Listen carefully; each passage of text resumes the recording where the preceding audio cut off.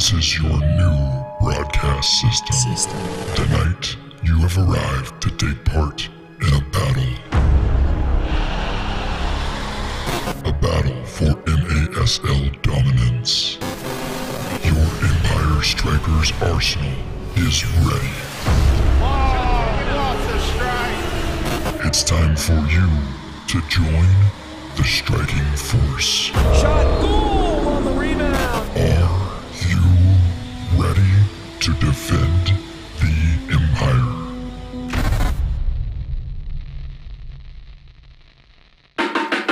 Energy, I got energy. People always asking what to feed me. Energy, I got energy. Groceries out to talking what the enemy. Yo, Lord, energy, I got energy. Energy, I got energy. People always asking what to feed me. Groceries out to talking what got enemy. Understand me, I've been eating on the low. Been chefing up, cooking, getting ready for the show. Never talked about it, been about it from the go.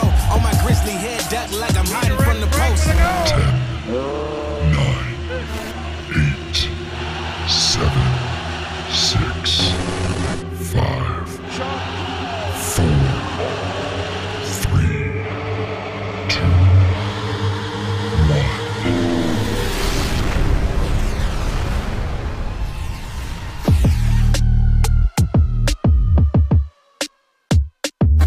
Please welcome your Empire Strykers.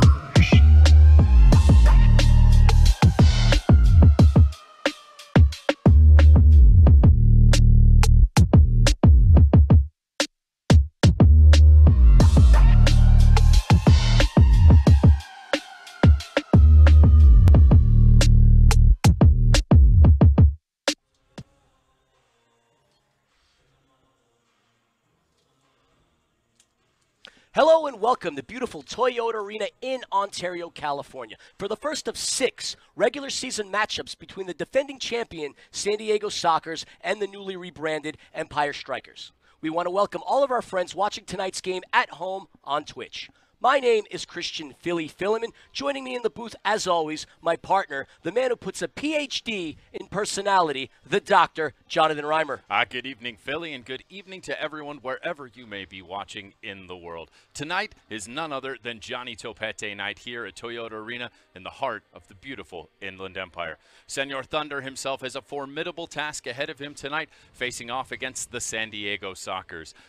Let's be honest, Philly, this team is on a 9-game losing streak. That was 8 straight to finish out last season, including that final game of the season versus this team, the San Diego Strykers, in which they ultimately knocked us out of the playoffs. Indeed they did, my friends. Now, the SoCal Showdown, or as I like to call it, the I-15 Collision, has quickly become one of the best rivalries in the Major Arena Soccer League. For the Strykers, and well, every other team in the MASL, when you see San Diego on your schedule, you're more than likely going to highlight it and circle it. Reason being is because they have been among the best, if not the best franchises in the history of this beautiful game. They have gone on to hoist a trophy on 16 occasions and have recently gone on to win back-to-back championships. I'm not a gambling man, but if I was, I would be smart and put my money on them potentially three-peating this season. Yeah, look, they are 3 lines deep with the kind of forceful offense that can go up and down any turf in this league and score on any team. Not to mention one of the most stalwart defenses in the MASL.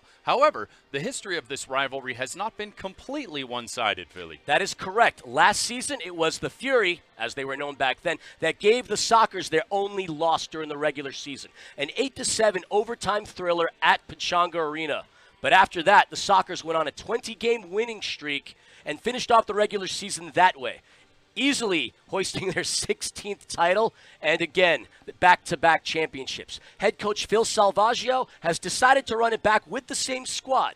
They do have a new addition, though, in 22-year-old left-footed forward Anthony Pacheco. In addition, Iran Pollo Ruiz is no longer inactive due to P1 visa issues. He is back on this team.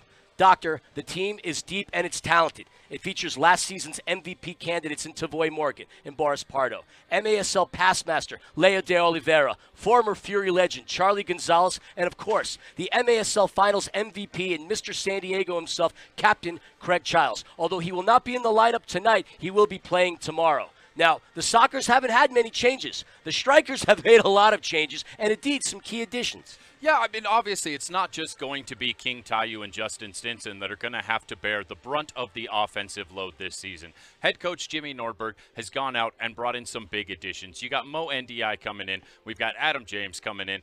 Those former St. Louis Ambush and Kansas City Comets players are going to have to integrate quickly into this squad if they're going to help this team get out from its already 0-1 start to the season. And let's be honest, it's a tough matchup, back-to-back home and away games here versus the Sockers.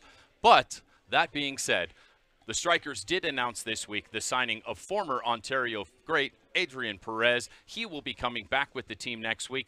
That is an all-MASL talent and someone who has the ability to really change the game, Philly. We'll still have to wait a week to say AP on here, but as far as this series is concerned, the Strykers are going to have to do everything they can in order to finally get in the W column. We said they finished the season with 8 regular season losses and a home opener loss to Tacoma. They need to do everything they can to get out of this hangover, if you want to call it, a depressing hangover. And hopefully tonight, in front of the Empire Squadron, that is something they can do. Folks, it is the Sockers, it is the Strykers, and we're going to present that game to you in just a couple of moments. Do us a favor. Get off the couch, grab yourself a cold one, come on back, hang out with Philly, Panda, and the Doctor as we're set to bring to you tonight's game coming up in just a couple of moments. We'll see you in a minute.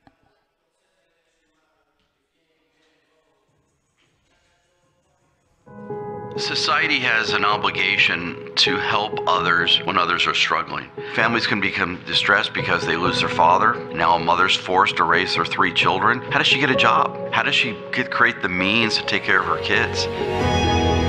For nearly 30 years, National Core and Hope Through Housing have changed the lives of hundreds of thousands of individuals, providing housing, offering hope, transforming communities. National Core and Hope Through Housing, building the future of community. Good evening and welcome to Toyota Arena for the first of 6 matchups between the current MASL champions, the San Diego Sockers, and the newly rebranded Empire Strykers. Now, can the Strykers finally break their 9-game losing streak tonight? Well, the Sockers only have 1 absence in their roster tonight, and that's Captain Craig Childs. However, the Strykers do have a lot of new names on their roster, and that may be the key to starting the Sockers off on the wrong foot. We're going to see what's going to happen. It's always exciting between these two. So let's get the action started. Philly, Doctor, take it away. The Major Arena Soccer League is proud to welcome you to MASL Soccer on Twitch. Send us a message in the chat. We might read it live on air during tonight's broadcast. Folks, Quentus has everything you need to manage your money your way. Visit Quentus.com today to learn more. Folks, if you want to see a game live, visit Sports Illustrated Tickets for the best tickets to see the MASL action from your favorite arenas. Philly, here we are gearing up for yet another game versus the San Diego Sockers. I feel like half of our broadcasting career has been calling games in Ontario versus the San Diego Sockers. However, for the first time tonight as the Empire Strykers. Indeed, we have certainly called a lot of the games against San Diego and Tacoma for that matter. And this is going to be another exciting matchup. We call it a rivalry, but it's been the Sockers that have really had the lion's share of victories in this series. 26-8 over the course of the regular season. And of course, let's not forget 2-1 in the MASL finals in that 2001 season. This is going to be a very important game for the Strykers to get off on the right foot. Their last game against the Tacoma Stars did not go the way head coach Jimmy Nordberg would have intended on, but they were without Frank Taiyu and without Robert Palmer. Today, both return on the field. That is the whistle, and here we are for tonight's matchup between the Strykers and the Sockers, Doc. Getting ready to go. Some late scratches. Adrian Perez still not ready to make his debut for the Empire. Looks like we are waiting for next week to see the return of Adrian Perez to the indoor game. Tavoy Morgan tries to loop it over into Leo de Oliveira. He has Justin Stinson and Israel Cisse defending him. Nice takeaway by the captain, passing it on to Jesus Pacheco. Back to Robert Palmer. Palmer up to the midfield to Stinson. In addition tonight, Hugo Magana Jr., Armando Teo, Ismael DeLuna, Mogai, Brian Orozco, and Kyler Moore, all scratches for your Empire Strykers. On the soccer side, we will be without Brian Farber, no Eduardo Velez, no Andy Reyes, no Craig Childs, and no Gerardo Jurado tonight. See Adam James, Mark, and Leo de Oliveira. Adam James finding a home in Southern California. came to us from the Kansas City Comets. This is a game and this is a season in which he was going to look to rebound after not having the greatest time in Kansas City last season, Doc. It's true he had a bit of a down year, but this is a player with a lot of talent, as we are going to see a top-of-the-arc restart as that ball went from inside the yellow line to out of play into the Sockers bench. Big opportunity for San Diego here to storm out to a lead in this first quarter. And this is their first game of the regular season. They have no doubt been celebrating back-to-back championships. This is a team that just recently, though, got back together, only getting in a training camp 2 weeks ago. Oliveira on the top. Instead, passing it to Charlie Gonzalez. There's an attempt. Leo has it. Tavoy Morgan with a shot. And Tavoy Morgan strikes the first dagger in this game. A beautiful shot getting it past Clayson DeLima. Doctor, walk us through. Well, given us the news here, there are a lot of striker players contesting. You have to wonder if the challenge flag is going to come out early. Looked like there might have been a potential handball versus San Diego in the build-up there. I see no challenge flag thrown. Looks like it's going to be none other than MVP candidate from last year, who is going to find the back of the net, and none other than Tavoy Morgan to get us started 1-0. Over the course of the regular season, he found the back of the net 39 times. 10 assists, 49 points as an MVP candidate. He came during the COVID season from Harrisburg, and he has been such a key addition to the San Diego Sockers offense. Tavoy Morgan already starting his opening scoring account early on in this game. Well, we called it set pieces seem to be the origin of so many goals in this league. San Diego, their first set piece top of the arc on a defensive mistake by the Strykers, and they're already finding themselves in a 1-0 hole.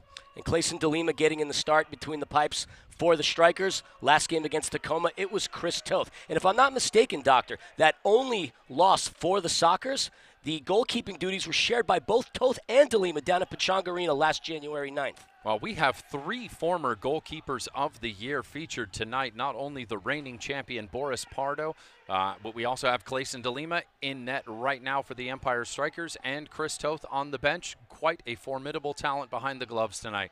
And in the immortal words of Eric Bergrud, goalkeeping. Goalkeeping indeed. Guerrero Pino, one of the best defenders in this league, advancing the ball up the midfield. Sockers striking on the counter, saved by DeLima. Battle on the boards, Topete. It is Johnny Topete day. You see number 80, Anthony Pacheco, making his first couple of minutes into this game. When they announced him during the PA reads, he had a fan base coming in. It was as loud as I've heard any San Diego soccer being cheered in this arena. Anthony Pacheco, 22 years old, finding himself a home on this team. Lots of Sockers fans in the house tonight, folks. We'd love to see you head on out to a game. Head on over to SI Tix. Get yourself a chance to come out here and root on your home team. We'd love to see these arenas fill up, Philly. Alan Perez giving some pressure ball coming into goalkeeper of the year, Boris Pardo. Dumping it down low to number 6, Felipe Gonzalez. That ball comes off of the boards, and that gets kicked off. De Oliveira with an attempt. Off of the boards, just misses to the left. Alan Perez catches the rebound. It's going to be sandwiched in between a couple of San Diego Sockers. Passes it back. Adam James has it. Heads it back into Uzi Tayu. Uzi wisely passing it back to Clayson DeLima. You said it, Doctor. 2 goalkeepers of the year in that of Clayson and that of Chris Toth. Clayson did not play as many minutes as Toth did last season, and I know he is hungry to prove himself a young keeper. He had a great season in 2001. Clayson DeLima hungry to get more minutes back on this team. You know, in the year in which he claimed those goalkeeper of the year honors, he was unfortunately concussed in the finals. We had to see Chuy Molina, now a coach for the Empire Strikers, step in, see his first minutes to see out the end of a Game 3 minigame. He unfortunately gave up the goal to give San Diego the title as that shot goes off the bar. Tavoy Morgan nearly had himself a brace, just hitting above. Tavoy looks like he's been hitting the gym. Man's looking yoked this season. There's quite a few members of the Swole Patrol out there today. A lot of these players been hitting the gym during the offseason. See Charlie Gonzalez, he has scored a lot of goals in this arena. Great defense by the captain, Israel Cisse. De Oliveira knocking Stinson into the boards, and that's going to be a foul, and it's going to come back to the Strikers. Lucky to just see a common foul there and not a 2-minute blue card for boarding. Going to be Strikers with the restart. High pressure being applied by San Diego early here in the first. Cisse passing it to number 12, Gabriel Costa, coming in from MLS next. There's an attempt by Mo Ndiaye. Ndiaye coming over from the St. Louis ambush, their leading scorer last season. Heads it to his roommate, Adam James. Adam James wisely passes it back to Costa. Costa played with Rochester, New York, the former Rochester Rhinos, Jamie Vardy's team. He is an excellent and outstanding player in the midfield. Keep your eyes out on number 12. Mo NDI had a huge opportunity for a little Walla Scora action there to even this one up early on. He has yet to find the back of the net for the Empire Strikers, someone they are looking to see a lot from this season. And they've certainly improved upon their attack, bringing in NDI. Obviously, Adrian Perez will grace this roster in a week. A lot of scoring threats for the Strikers. But the question is, can the defense keep up?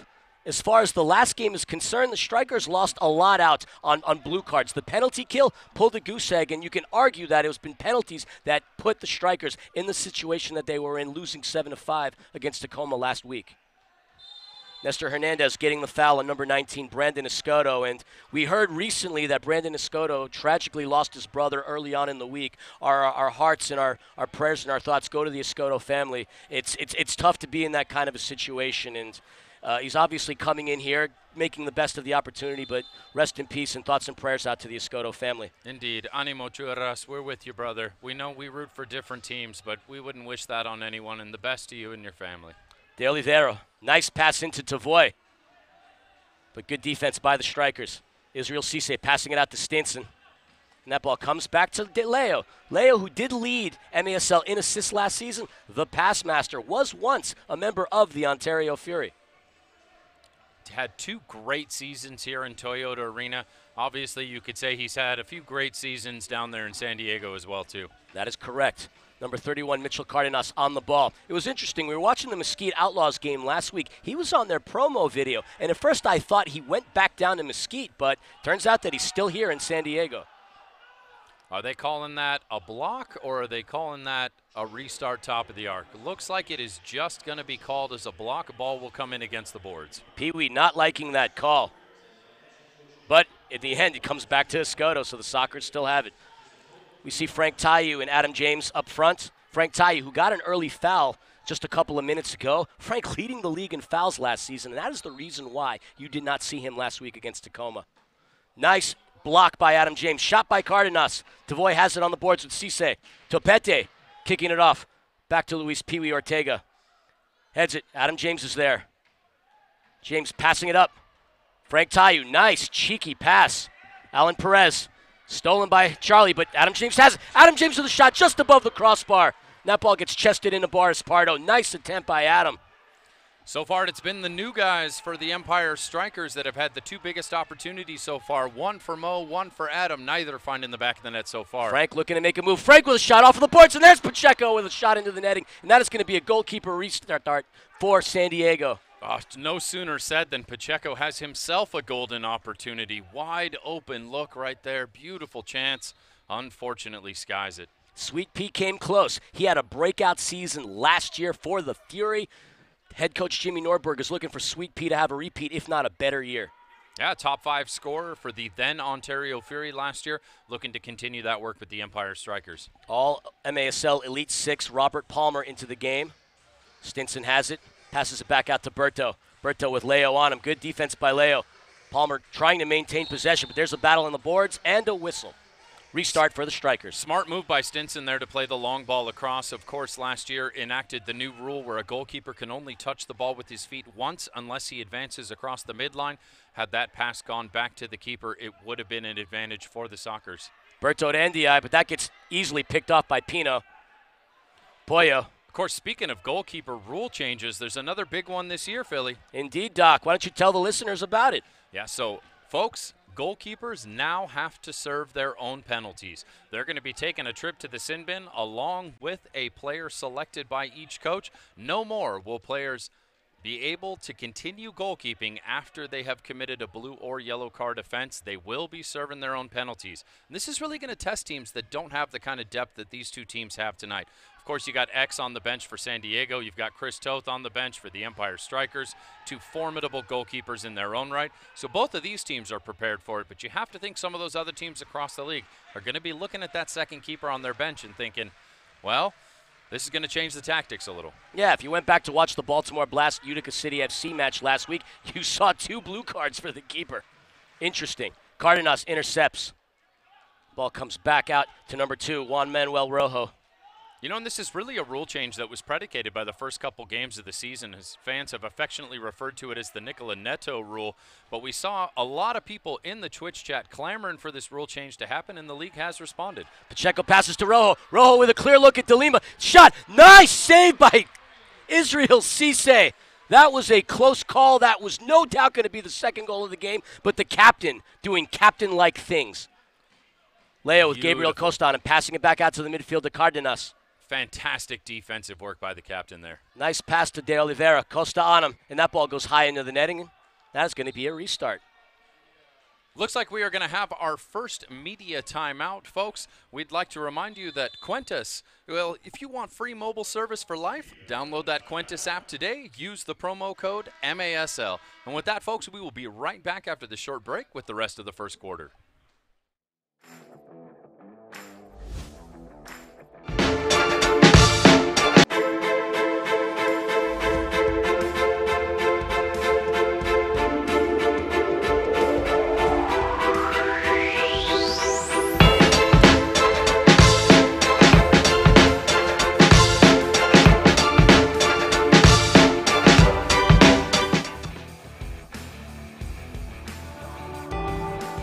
Here for giggles. Here for support. Here for healing. Here for courage. Here for moments. San Antonio Regional Hospital. Here for life.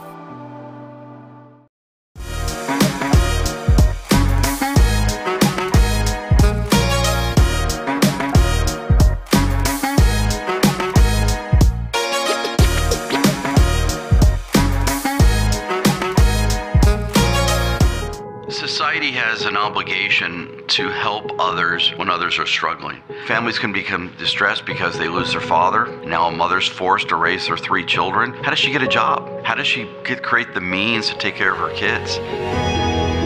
For nearly 30 years, National Core and Hope Through Housing have changed the lives of hundreds of thousands of individuals, providing housing, offering hope, transforming communities. National Core and Hope Through Housing, building the future of community.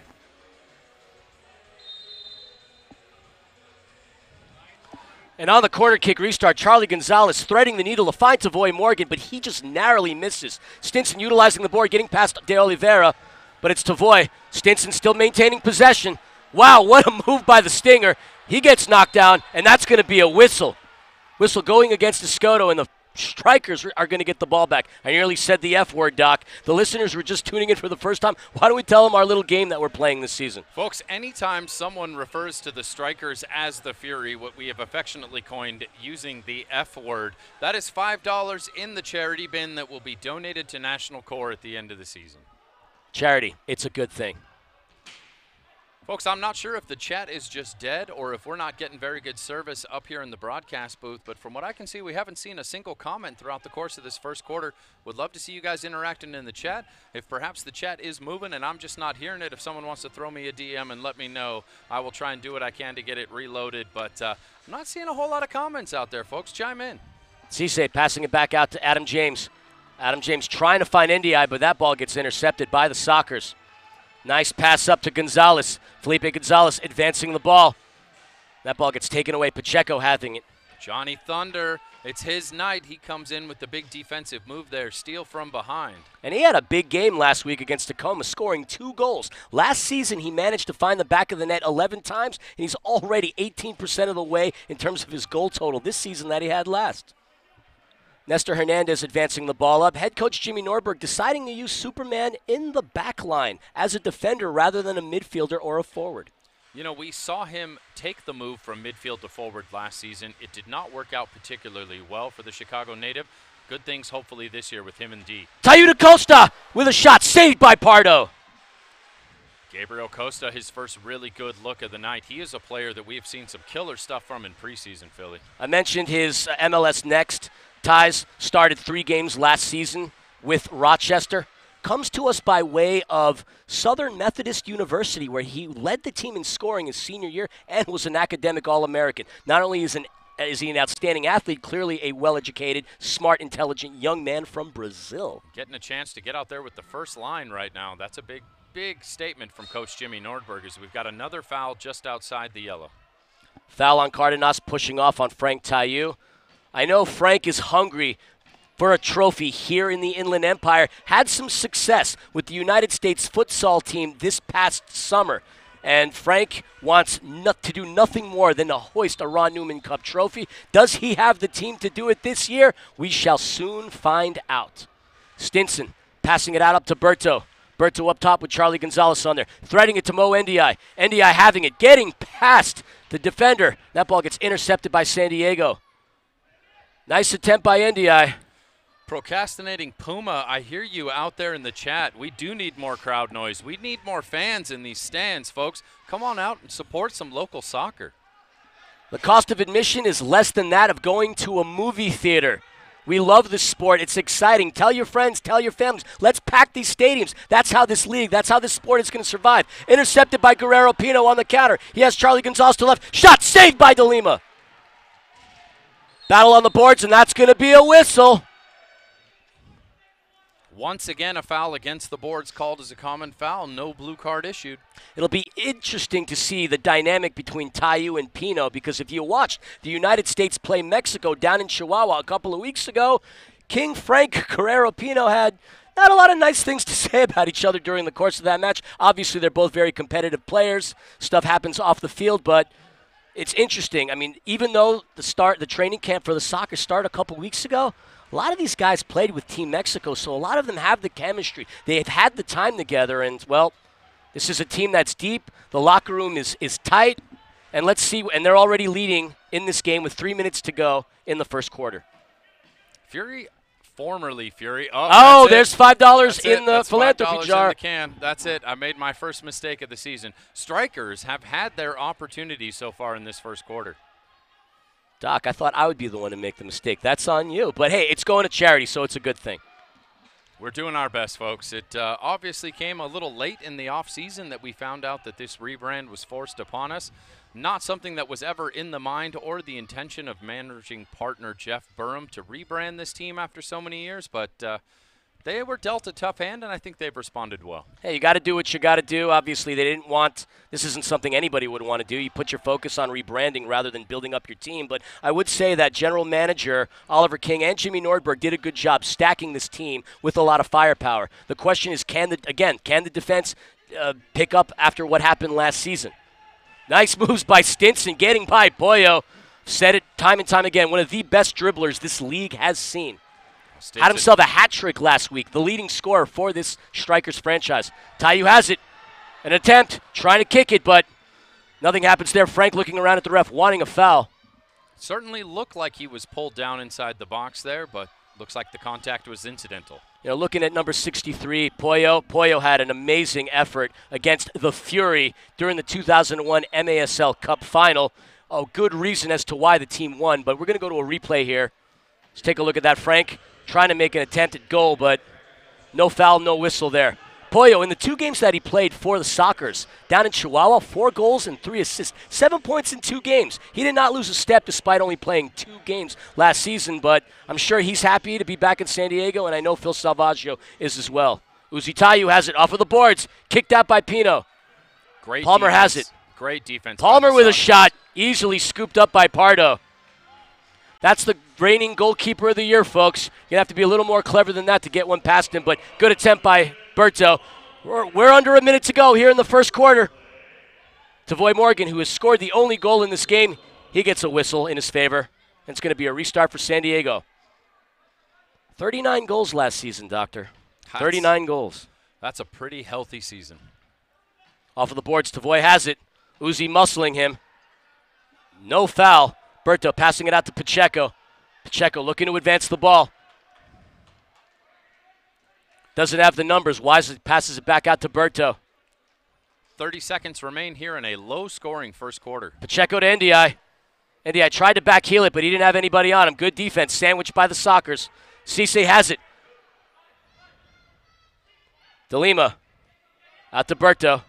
Back to Cisse. Good defense by Serta, but the captain gets by him. Cisse off of the boards to NDI. 10 seconds left to go. The Sockers maintain possession. Cross that midfield to Leo. 5 seconds to go. He's got Topete on him. Off of the boards. Clayson has it. And that's going to be the end of the first quarter, folks. 1 goal for the Sockers, 0 for the Strykers. Tavoy Morgan striking the first blow to the Strykers. And we'll be back in just a moment for the start of the second quarter.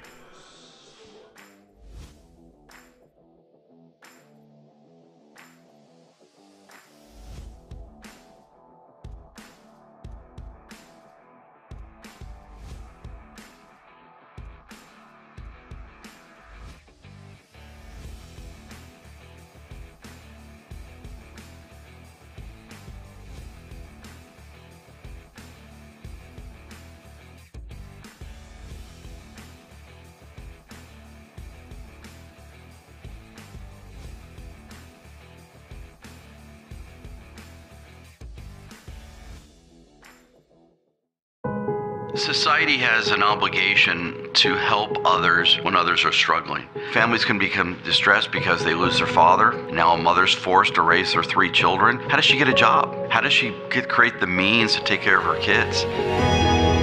For nearly 30 years, National Core and Hope Through Housing have changed the lives of hundreds of thousands of individuals, providing housing, offering hope, transforming communities. National Core and Hope Through Housing, building the future of community.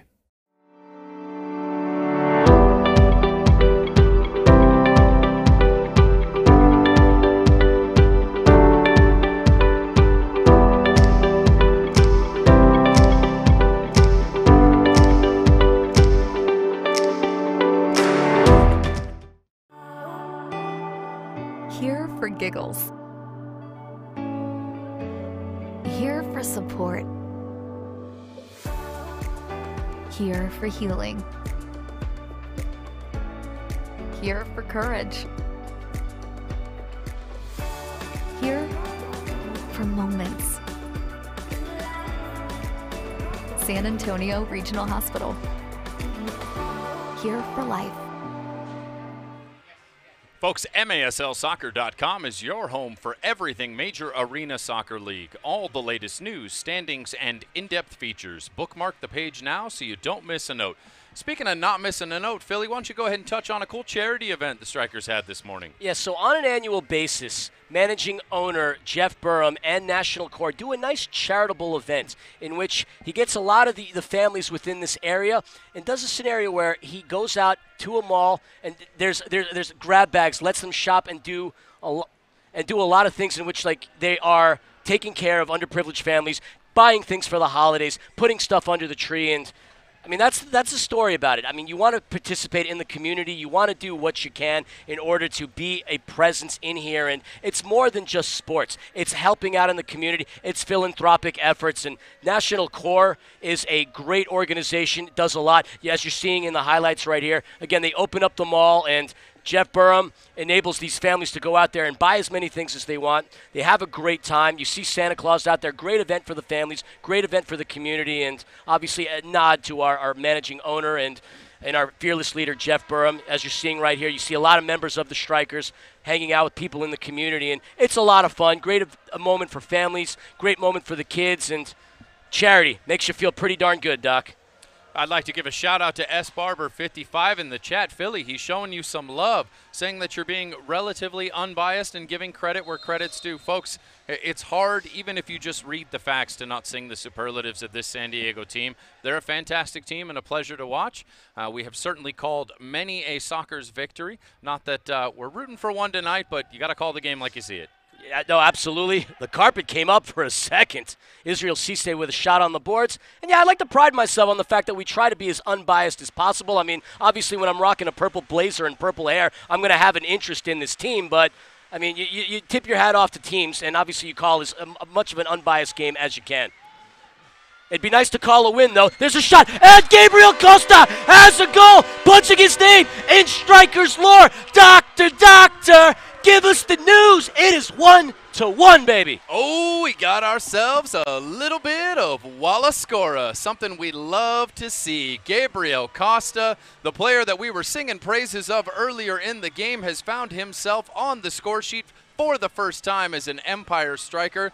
We are looking for a lot of bright things out of him this year. As we see here, King Frank taking the ball down in the corner. Stinson to Frank. Frank off the boards, and Costa cleaning it up, finding the back of the net. Fantastic stuff there. It was only a matter of time before that young man was going to score. Gabriel Costa getting his first goal as a member of the Empire Strikers. Did have himself 2 assists in the game last week against the Tacoma Stars, but fantastic goal for the rookie of this team. Pacheco with some space. Pacheco with a shot, and Sweet Pea scoring it, pushing it past Pardo. Doctor, once again, give me that news. Well, throughout the first quarter, San Diego outshot the Strykers 7-2. If you want to score goals, you got to put it on net. And quickly here within the second quarter, a team that has been accused of having a lot of slow starts, well, you got Sweet Pea roofing one right here. Sorry, Harry Kane, this is how you do it. He finds himself right under the crossbar, top of the net, and this game is now 2-1 Empire. Juan Manuel Rojo doing what he could to stop Sweet Pea, but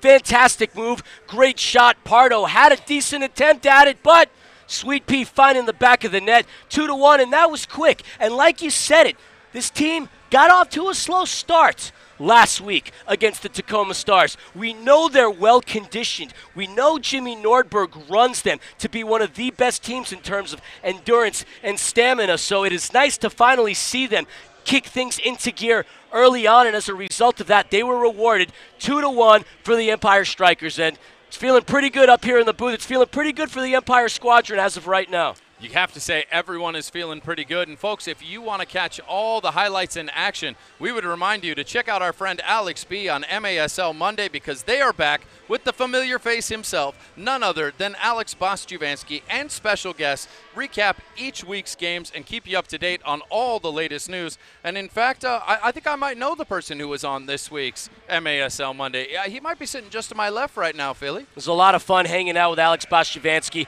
I love hanging out with him. I love chatting with him. MASL Mondays is a lot of fun. Hopefully we get to bring back MASL Insider. And yeah, folks, make sure to check that out. Obviously, he's going to have a new guest coming on this week, and I'd be really excited to see who's going to be that. A lot of games going on in the MASL this weekend, so it's going to be interesting who Alex B chooses. Berto battling on the boards. Adam James has it. Picked up by Escoto. Adam James does a good job getting it back, but Cardenas with a shot. Just a bit outside into the netting. Goalkeeper distribution for Clayson DeLima. Adam James cleaning up his own mistake there. He had the errant pass that caused the turnover in his own defensive end. Smart work there to get in, clear the ball out, and cause the shot to go up. And looks like we got ourselves a ball stuck in the netting here. We didn't get the opportunity to read you the first quarter stats, and it was the away team with 7 shots as opposed to the home team with 2. But good thing it's 2-1 right now. If you're a fan of the Strykers, this game is looking pretty good thus far. Strykers had themselves a really slow start versus Tacoma to start this season off. It looked a little bit of the same throughout the course of that first quarter, but certainly something Jimmy Nordberg said in that first to second quarter break has got these guys fired up. They look like they're moving with a whole different pace and energy here in the second. Well, we know 2-1 is not a big lead. Neither is 3-0. Neither is 5-1. So still plenty of time for a lot of action to happen. Tayu off the boards. Stinson takes a crack at it, but heads it high into the netting and finds himself trapped like a fish into the netting. That's going to be a goalkeeper restart for Boris Pardo. Folks, that turf is unforgiving. Taking a tumble like that, especially into the goal, is not something you want to see too often. Oh, and just a little bit too much muscle there from Uzi Tayu as the foul is going to be called just inside the yellow line, and a restart here for the Sockers in a good spot. Charlie Gonzalez, no stranger to this Strykers organization. The all-time leading scorer. Although I still would like to look at the statistics just to see where Frank is, but Charlie Gonzalez had a fine career here in Ontario, and Charlie Gonzalez has had an unbelievable career within indoor soccer. Nice utilization of the boards. Uzi Tayu strips him, though. No call. Cardenas takes it away from Uzi. Battle, but Pacheco has it. Calling for DeLima. Chargo is a heck of a talent. He was someone we loved calling games for, and he's still doing fantastic work down in San Diego. We do miss him, but obviously he's happy in San Diego, so all the best to him.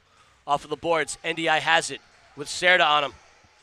NDI Passing it up top to a wide open Israel Cisse. Cisse trying to find somebody down low. Good defense by San Diego. Back up top to Johnny Thunders. Costa, having scored his first goal this season earlier on, has Charlie on him. Wisely passes it back out to the captain. Captain back out to Johnny. We're going to have a halftime interview with him and Panda coming up. Johnny Topete entering his 6th season as a member of this organization. Uzi's got to be careful. He's already got himself 3 fouls here with 11:30 left to play in the second. Cardenas with Frank on him. Back out to Pardo. San Diego slowing things up. We know that's what they're going to want to do. The Fury, $5 into the jar, Doc. Oh. I did it. You know the Strykers are going to want to run, but San Diego trying to slow things down.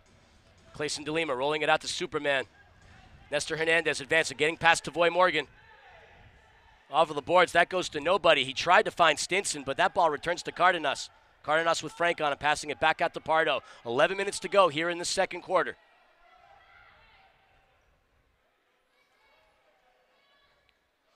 Leo with Alan Perez on him. Alan Perez, a full season here on the main squad. Came up from M2 side, Fury 2.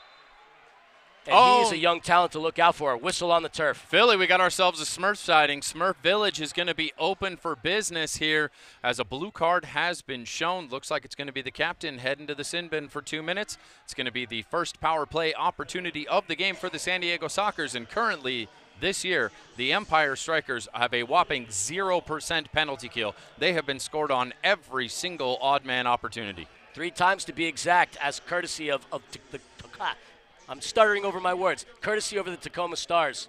We'll see how this penalty kill does. The penalty kill started off not as good last season. The Fury of last year ended up getting, I believe, a 71% at the end of the season with the penalty kill, but the penalty kill has not been in their favor thus far this year. Good chance to get those numbers going in the right direction. If you're a Strykers fan, if you're a San Diego fan, you've got to be licking your chops at an opportunity to tie this one up here. Ball comes in at Tavoy. Passing it back out to Chargo. Charlie Golasso, as we used to call him. Passing it back out to Escoto. De Oliveira has it, trying to find Tavoy. Adam James, good job breaking that play up. Smart work by Pardo, sitting above the yellow line, able to clean that up quickly and get the ball back moving into the offensive half. Pollo to Chudas. Back up top to Charlie. Charlie with a shot, deflected by Topete.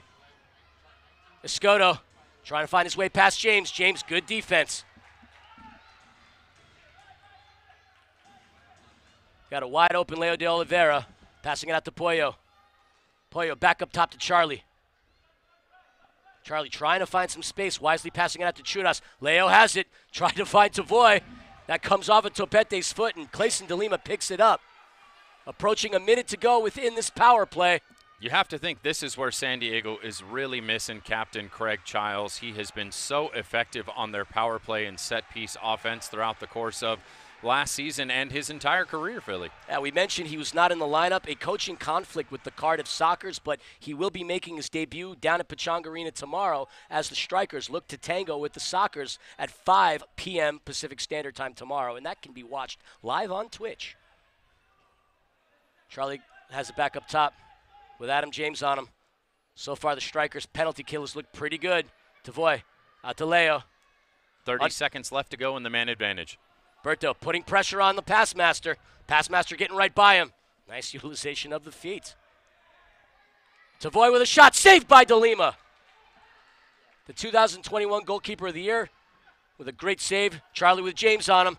10 seconds to go within the power play. Shot! Charlie Golasso! Charlie Gonzalez finding the back of the net. And once again, the Strykers' penalty kill pulls up a goose egg. Doctor, walk us through that play. 8 seconds left in the man advantage. It took almost all 2 minutes for none other than Chargo himself, something he does so well, better than almost any other player in this league. He puts his foot atop that ball. You have no idea which direction he's going. He completely dekes Adam off the ball, gets the space, gets it on his left foot, finds that top corner. Nothing DeLima can do about it. We got ourselves a brand new ball game, 2-2. Heck of a goal, and If I could say something to Alex Boschivansky, that's already looking like a goal of the week candidate. Nice job. Nice shot, nice job by Charlie Gonzalez. Just the ability of Chargo to deke players off the ball with that foot on top of the ball. He does it better than anyone in the game, in my opinion. So talented as a midfielder with that trickery. Had himself an outstanding season last year as well, Doc. I mean, has there ever been a year in which Chargo wasn't one of the best midfielders in this league? I mean, he was built for this game. I've got so many kind things to say about him. 23 goals last season, 16 assists. One of the best players in this league. Ooh. 2-2. NDI is down on the ground. Sockers with the counter and the man numbers. Ball comes out top. Shot deflected by Pacheco. Clayson de Lima has it within the box. That was close. Pardo with a big foot out there, got the ball, narrowly avoiding the foul on Mo Ndiaye there. Almost saw the first game in which we would be calling a keeper heading to the sin bin, but lucky for Pardo, he got the ball. And we do have a challenge flag being thrown by Coach Jimmy Nordberg. The red flag is out on the turf. They are challenging a potential blue card foul. You have to think it's that high foot there from Boris Pardo that they are asking this officiating crew to go back and have a video review on. Folks, of course, it is not VAR here in MASL. It is just VR. There is not a video assistant referee. It will be tonight's match referees that will head over, take a look on video. It appears as though that's what Jimmy is protesting. Blue cards or potential blue cards are something that you can challenge. Tonight's officiating crew of crew chief Shane Butler, referees Samantha Martinez, assistant referee Steve Skilly, fourth official Dan Sobieski, and manning the penalty box we have Adrian Gonzalez and Servando Berna, who are going to be taking a look at a potential blue card for goalkeeper Boris Pardo. As we look back at the replay here, hard to see a whole lot in it. Let's try and get a better angle for you here. It does look like Pardo gets the ball. The follow-through does catch Mo in the leg there. It's going to be a tough decision for the officials as to whether or not they're going to give him the clearance on getting the ball first or whether or not that follow-through to the leg. Now, of course, this arena and the name Boris Pardo and following through on a foul into a leg cannot be mentioned without discussing last year, Philly. I mean, Willie Spur is not playing. And that's going to be no call. No call, no blue on Boris Pardo. I mean, Mo's a big guy. Mo Ndiaye is not a small man, so for him to go down, obviously that must have been a lot of contact, but the referees did not see it that way. And Frank Tayu having some words with the official. Of course, last season, folks, Boris Pardo, the San Diego Sockers, on a foul that was not originally called, although he was later issued a red card by disciplinary committee after the fact for a foul on a then Ontario Fury player, unfortunately causing an injury to Willie Spur that has kept him out all of last season. We're hearing all of this season and what might have ended up being, sadly, a career-ending injury to Willie Spur. Obviously something that this franchise, be it Fury or Strykers, are sensitive about. But as we go to the replay, we move on.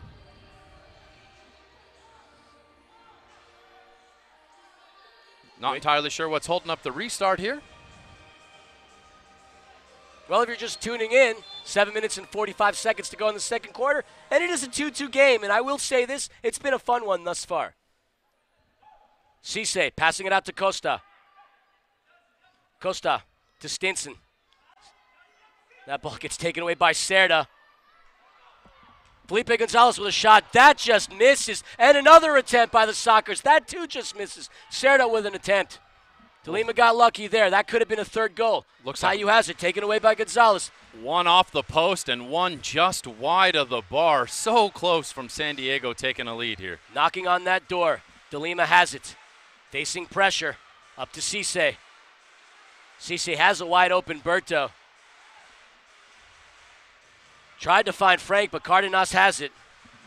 Felipe Gonzalez now facing pressure. Looks like that's going to be a foul against Israel Cisse, and Cisse found himself in the sin bin earlier on, and that's what led to the tie in this game.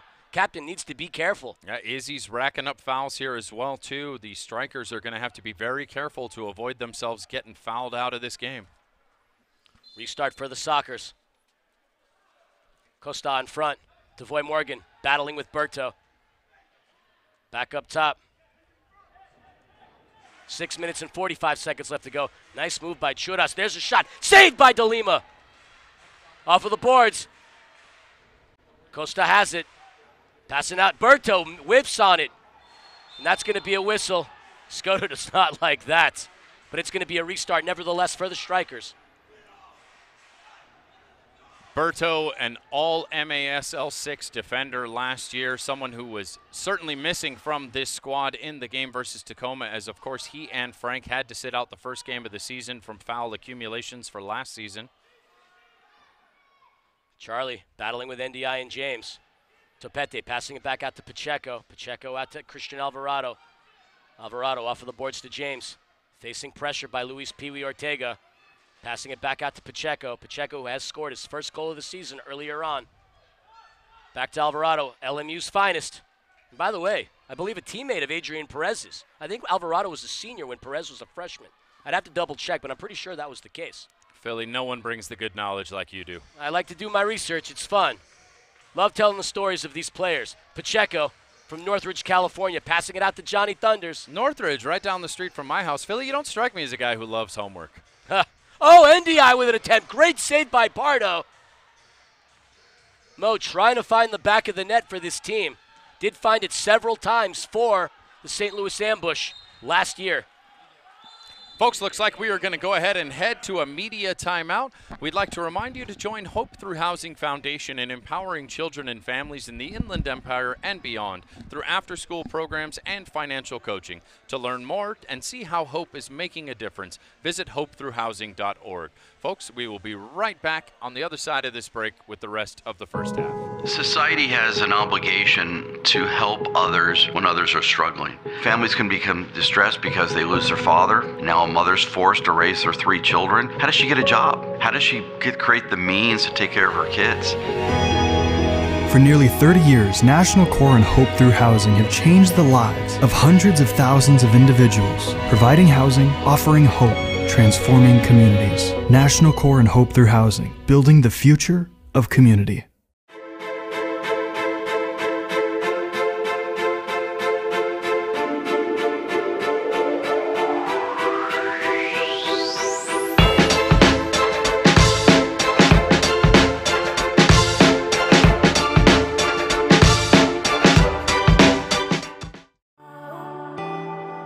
Here for giggles. Here for support. Here for healing. Here for courage. Here for moments. San Antonio Regional Hospital. Here for life. Folks, the Empire Strykers are proud to announce a continued partnership with United Chiropractic Health Center, the official team chiropractors and acupuncturists for your Empire Strykers. Dr. Fantasia and Dr. Vincenzo keep our players at peak performance. United Chiropractic Health Center has been the official team chiropractor since 2014. Philly, an even match so far, 2-2. I think the refs have called a good game so far. It's been pretty tight. Empire Strykers fail once again on the power play. As a result, we're all knotted up here. And that's going to be the storyline for this team going forward all season. But I'll tell you this, they certainly didn't get off to a slow start thus far.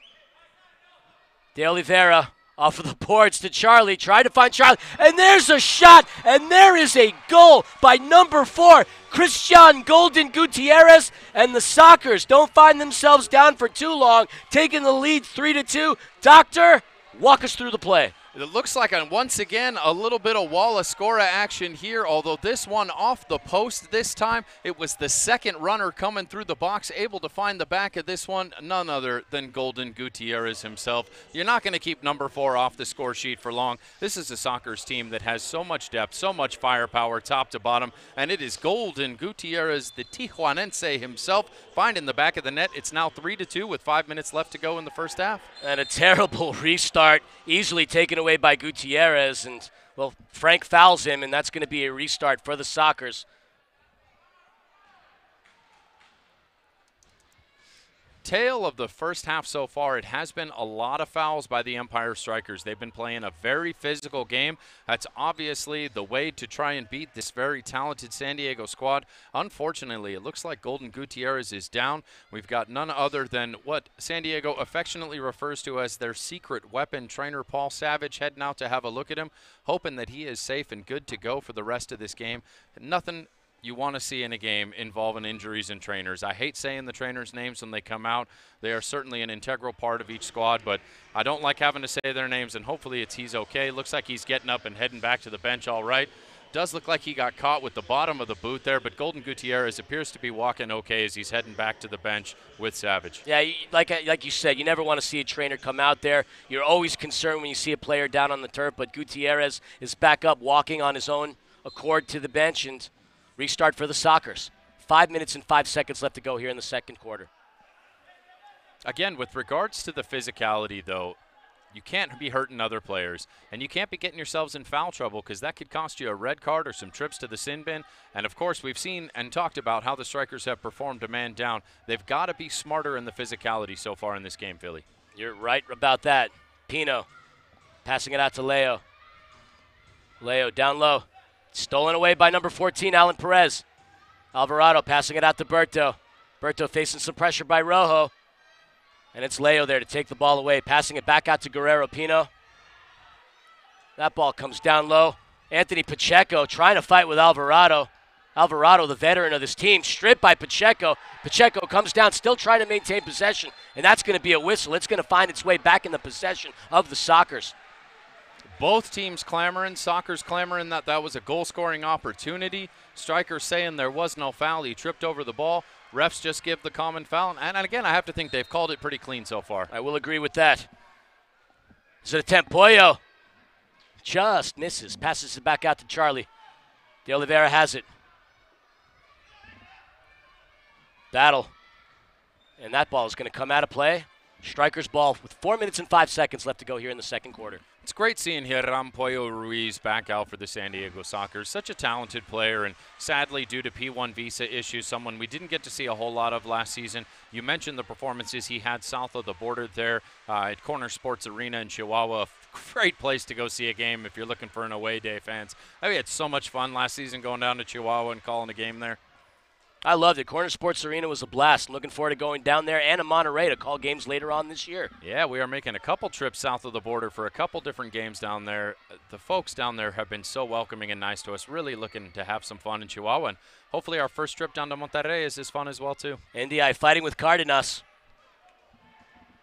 There's a battle on the boards. Trying to find who maintains possession. That ball looks like it came off of Juan Gonzalez. Strikers have it. Call it wanting a handball, nothing there. Play resumes, and we're finally going to get a whistle. Both teams upset with the refereeing, but once again, they've been letting them play. I'm all right with it. If both teams are clamoring, you have to think the refs are doing a good job. Would have loved to have seen the replay, what happened there, because every member of the Strikers was demanding a look back, but play resuming.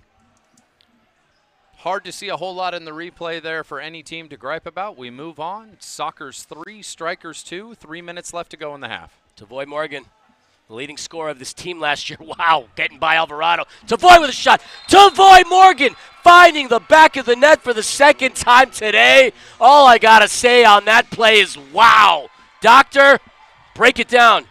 Well, folks, going down, it's going to be Tavoy Morgan, the first ever San Diego Sockers player to score himself a brace versus the Empire Strikers. And this is just some beautiful, beautiful footwork by Morgan, giving himself the space there. He's wide open. Clayson DeLima trying to close down the gap, and he just inch perfect against the post. Sockers now taking a commanding lead, 4-2, with 2:52 left to play.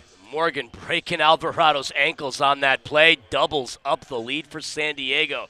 2 minutes and 45 to go here in the second quarter. And just when you thought the Strikers are going to get off to a good start, going up 2-1, Sockers come back relatively quickly, and they take the lead, 4-2. So much talent and depth on this San Diego team. Tavoy Morgan, you know he's always going to have himself a game versus Ontario. Berto making a move, kicking it off of the boards. That ball comes back up top to Stinson.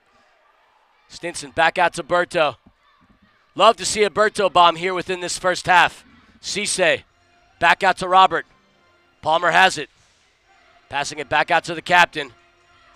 Sockers, good amount of pressure on the Strykers. Great defensive shape by San Diego, clogging all the lanes, keeping a man on the ball. Strykers have had a hard time even penetrating the yellow line so far for these last 5-10 minutes. Berto finding Frank, and that ball gets taken away by Gutierrez. Gutierrez try to get it past Stinson. That ball's going to come out of play. That's going to be a restart for the Strykers with 1:45 left to go in the second quarter. It almost took out Adrian and Servando there in the penalty box. The refs had to dive for the floor. Pacheco passing it out to NDI. NDI back out to Sweet Pea. Sweet Pea with a shot. Just misses to the left. Stinson battling with Gutierrez. That ball comes back out to the Soccer. Stinson. And that's going to be a whistle and a foul on Felipe Gonzalez. And we got a Smurf sighting. Smurf Village is open for business, but Stinson is still down, Doctor. You don't want to see Justin Stinson, one of the most dynamic and talented players on this Empire Strikers team, hit the deck and stay down there. No trainer coming out yet. Looks like he's going to be okay to get back out, but that was a rough foul right there as we catch the replay right here. And oof, man, that one certainly looked like it's smart, but it's going to put Strykers on a 2-minute man advantage and a chance to make this a 1-goal game. This power play looks like it's going to run across the half into the third quarter as well, too. Strykers will have 1 minute and 32 seconds here in the second quarter. We'll come back out of the half with 28 remaining seconds of power play. The St. Charles, Missouri native is a tough kid. You're not going to keep him down that way. And it looks like we had a restart, but a stoppage in play. Not quite sure what happened. Doctor, do you know? Looked like perhaps the clock issues. They're asking now for the clock to be reset. You can certainly see a bunch of people on the Strykers bench clamoring for the clock to be reset. Does not look like that happened. Looks like the Strykers lost themselves about 6 seconds there. Stinson with some space, passing it out to Topete. Topete's no stranger to scoring from that far out, but passing it out to Costa. Costa out to Stinson. Stinson. Purple-haired Stinson, by the way. Loving the new do. Stinson passing it out to Tayu. The King hasn't had many attempts on goal. Under a minute to go within the second quarter. Tayu trying to find some space. Tayu with a shot. That ball gets deflected. And the battle between Pino and Tayu resumes. Pino doing a good job shutting down Frank thus far this game and has done a good job for years on the King himself. Felipe Gonzalez still got about 1.5 minutes to go on his penalty as he sits this out. Strykers struggling to get another offensive opportunity off here. Topete passing it back out to Costa. Costa wheeling it into Stinson. Stinson with a shot. That ball gets deflected out by Cardenas. Less than 30 seconds to go here within the second quarter, and that's going to come out of play. We're going to get a restart. It's going to be a top-of-the-arc restart as that was played out from their own defensive end by San Diego into the bench. Beautiful opportunity here for the Strykers on the restart.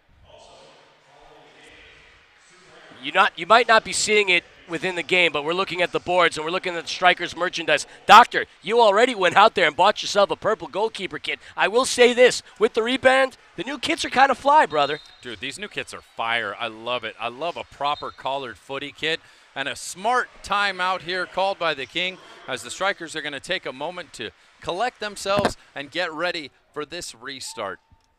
Folks, we'd like to touch once again on the charity event that happened this morning, and a shout out to our friends at National Core, the Hope Through Housing Foundation, the main sponsor of the Empire Strykers, brought to us by managing partner Seth Burham. Really does a fantastic job, Philly, in making sure that affordable housing is present for everyone here across the entire Inland Empire. I'm going to correct you, my friend, and say it would be Jeff Burham, Seth being his son. Seth eventually is going to own the Empire at some point, literally and figuratively. But yes, you're right. National Core doing a really good philanthropic endeavor. And look, the holidays are a great time of the year for a lot of people and a not so great time for a lot of people. But as you see within this video right here, this gives people within the Inland Empire the opportunity to give their families a great Christmas holiday. And you see a lot of the members of the Empire Strykers helping these kids out find things that they want to take home and enjoy the holidays with. And again, it's all about charity.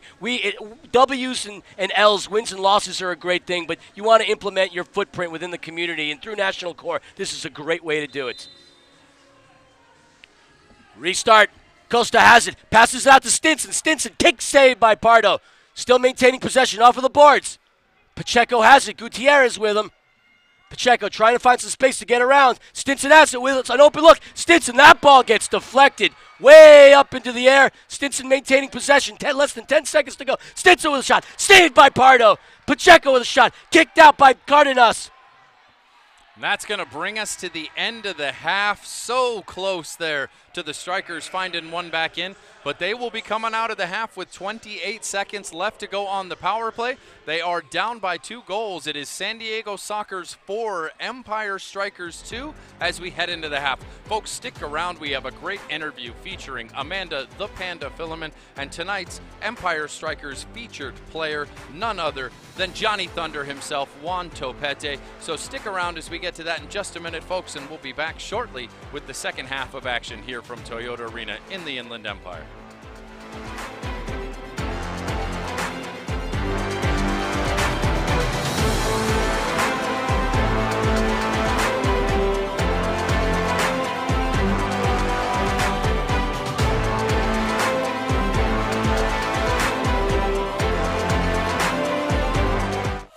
Shoot! He scores!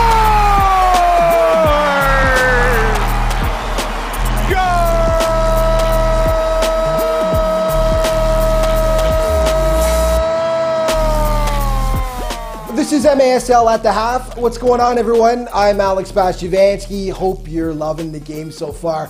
Here's a look at what's been going down in the MASL. Diaz with the dribble, has pace and form. Shot and goal! It was a special night in Baltimore as the Blast signed 10-year-old Josh Diaz to a one-day contract, and he hit the floor before the game. Josh is a soccer player who had to have his leg amputated and is now fighting cancer, but he got to live out his dream with the Blast. Congrats, Josh. We're all behind you. And his team made him even happier in its home opener Saturday against a very tough Utica squad that at one point was up 3-0.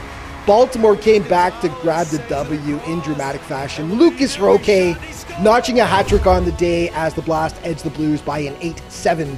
Final score, 2 teams made their return to the MASL last week. Monterey and Mesquite last played in the 2019-2020 season. They locked horns in a surprisingly low-scoring encounter considering just how much firepower was on the floor. The last time we saw a 2-1 scoreline in the MASL, all the way back in 2019, Mesquite takes this one. It was the first ever home game for the rebranded Empire Strykers, formerly the Ontario Fury, as they hosted Tacoma in a vastly entertaining back-and-forth affair. Justin Stinson put up a hat trick for the hometown Strykers, but Jamel Cox matched that 3 spot for Tacoma, while teammate Michael Ramos had 4 points on the day as the Stars waltz into Toyota Arena and spoil Empire's home opener. But the Strykers were missing their biggest gun, Frank Taillou, who was out serving a suspension that carried over from last season. We will see the return of the King this week as Frank is back in the lineup for the double date with San Diego. He is the MASL's all-time leading scorer, of course, with 484 points, regular season and playoffs combined.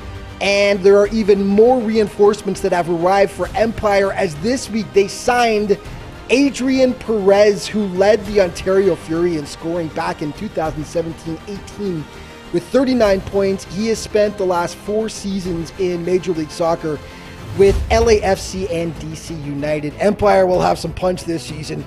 Offensive Player of the Week, Lucas Roque of Baltimore, who was integral in helping the Blast make a big comeback against UCFC. 4 points, 3 goals, 1 assist, and your Defensive Player of the Week, Eduardo Pollo Cortez, the goalkeeper for the Mesquite Outlaws. We talked about that low-scoring game against Monterey. He was huge, 13 saves in the 2-1 win.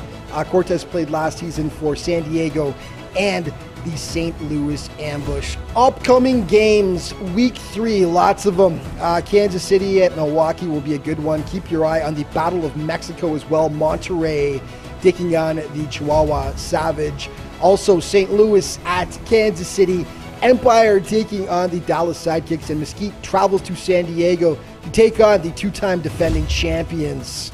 Yeah, some great games coming up, and always remember that if you can't be there in person to watch, be sure to check out all the games live on Twitch. Enjoy the rest of the contest, everyone. We'll see you next time.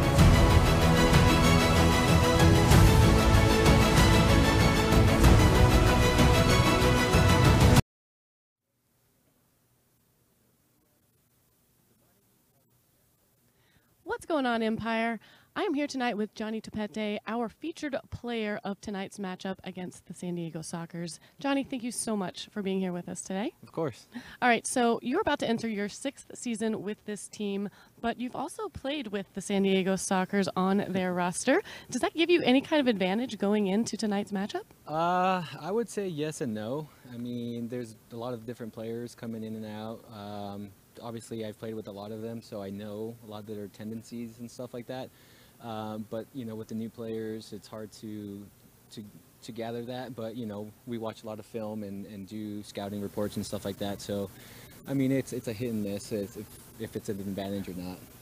Well, we're certainly going to find out this evening if that is an advantage or not. But I will say, you seem about as match fit as it comes when it comes to fitness. What did you do in your off season to get ready for this year? I did some things a little bit different this past year. You know, just worked a little harder. Started playing a lot more during the off season, trying to keep playing as much as I could. Changed my diet a little bit, couple habits off the field and stuff. Tried to come in prepared as best as I could. Well, it definitely shows. You already have 2 goals on the season. I'm sure we're going to keep adding to that tally. Now, do you have any personal goals or team goals for this season? Personal goals, I mean, just be better than last year. Help contribute to my team as much as I can, but definitely try to do better than last year. And for team goals, obviously, make playoffs and win the championship. No doubt. Now, for everybody that's watching right now, do you have anything that you would like to say to the fans out there? Thank you for the support. Thank you guys for coming out. Just want to say hi to my family, to everybody back home, back in San Diego, to San Diego family. Just thank you for all the support that you guys have given us, and hope you guys are enjoying the games. All right. Well, thank you so much again for joining us. Everybody, your player of the match today, Johnny Topete. Thank you.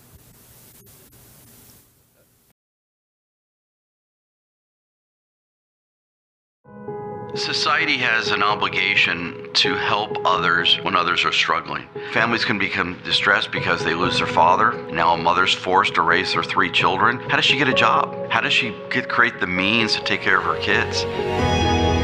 For nearly 30 years, National Core and Hope Through Housing have changed the lives of hundreds of thousands of individuals, providing housing, offering hope, transforming communities. National Core and Hope Through Housing, building the future of community.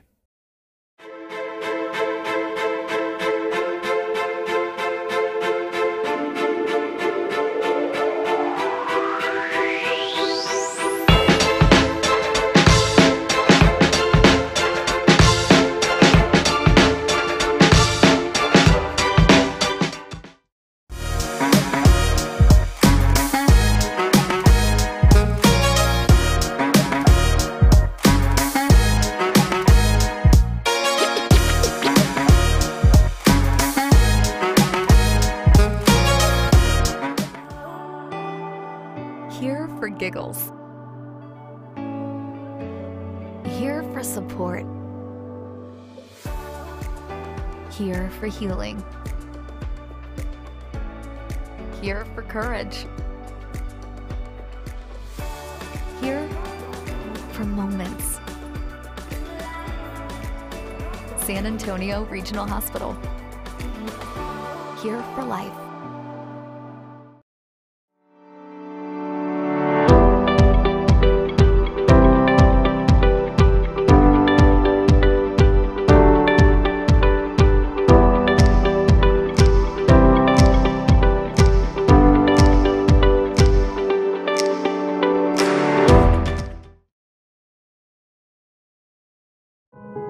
Society has an obligation to help others when others are struggling. Families can become distressed because they lose their father. Now a mother's forced to raise their 3 children. How does she get a job? How does she create the means to take care of her kids?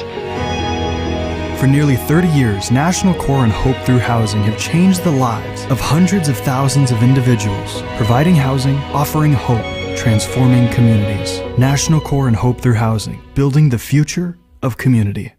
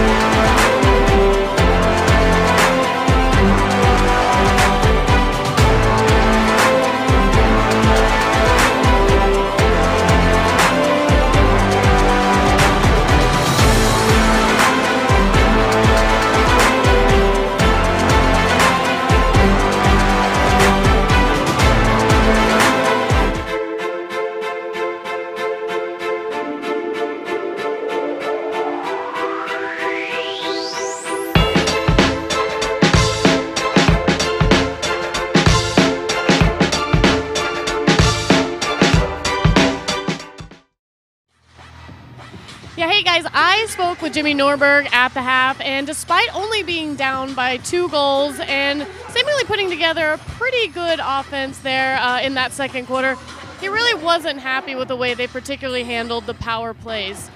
Whenever you give up a goal with 8 seconds left and you don't capitalize on your own power play, there's obviously some work that needs to be done. Now, if they can just connect some more passes, move the ball around a little more, and actually find the back of the net, I think you're going to see a really exciting second half. So let's see what happens, guys. Back to you in the booth.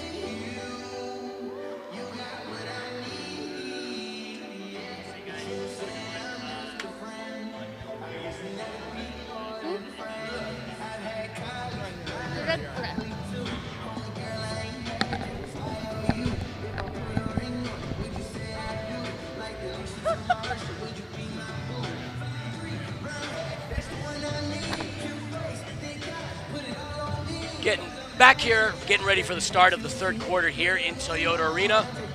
Thus far, it has been all San Diego.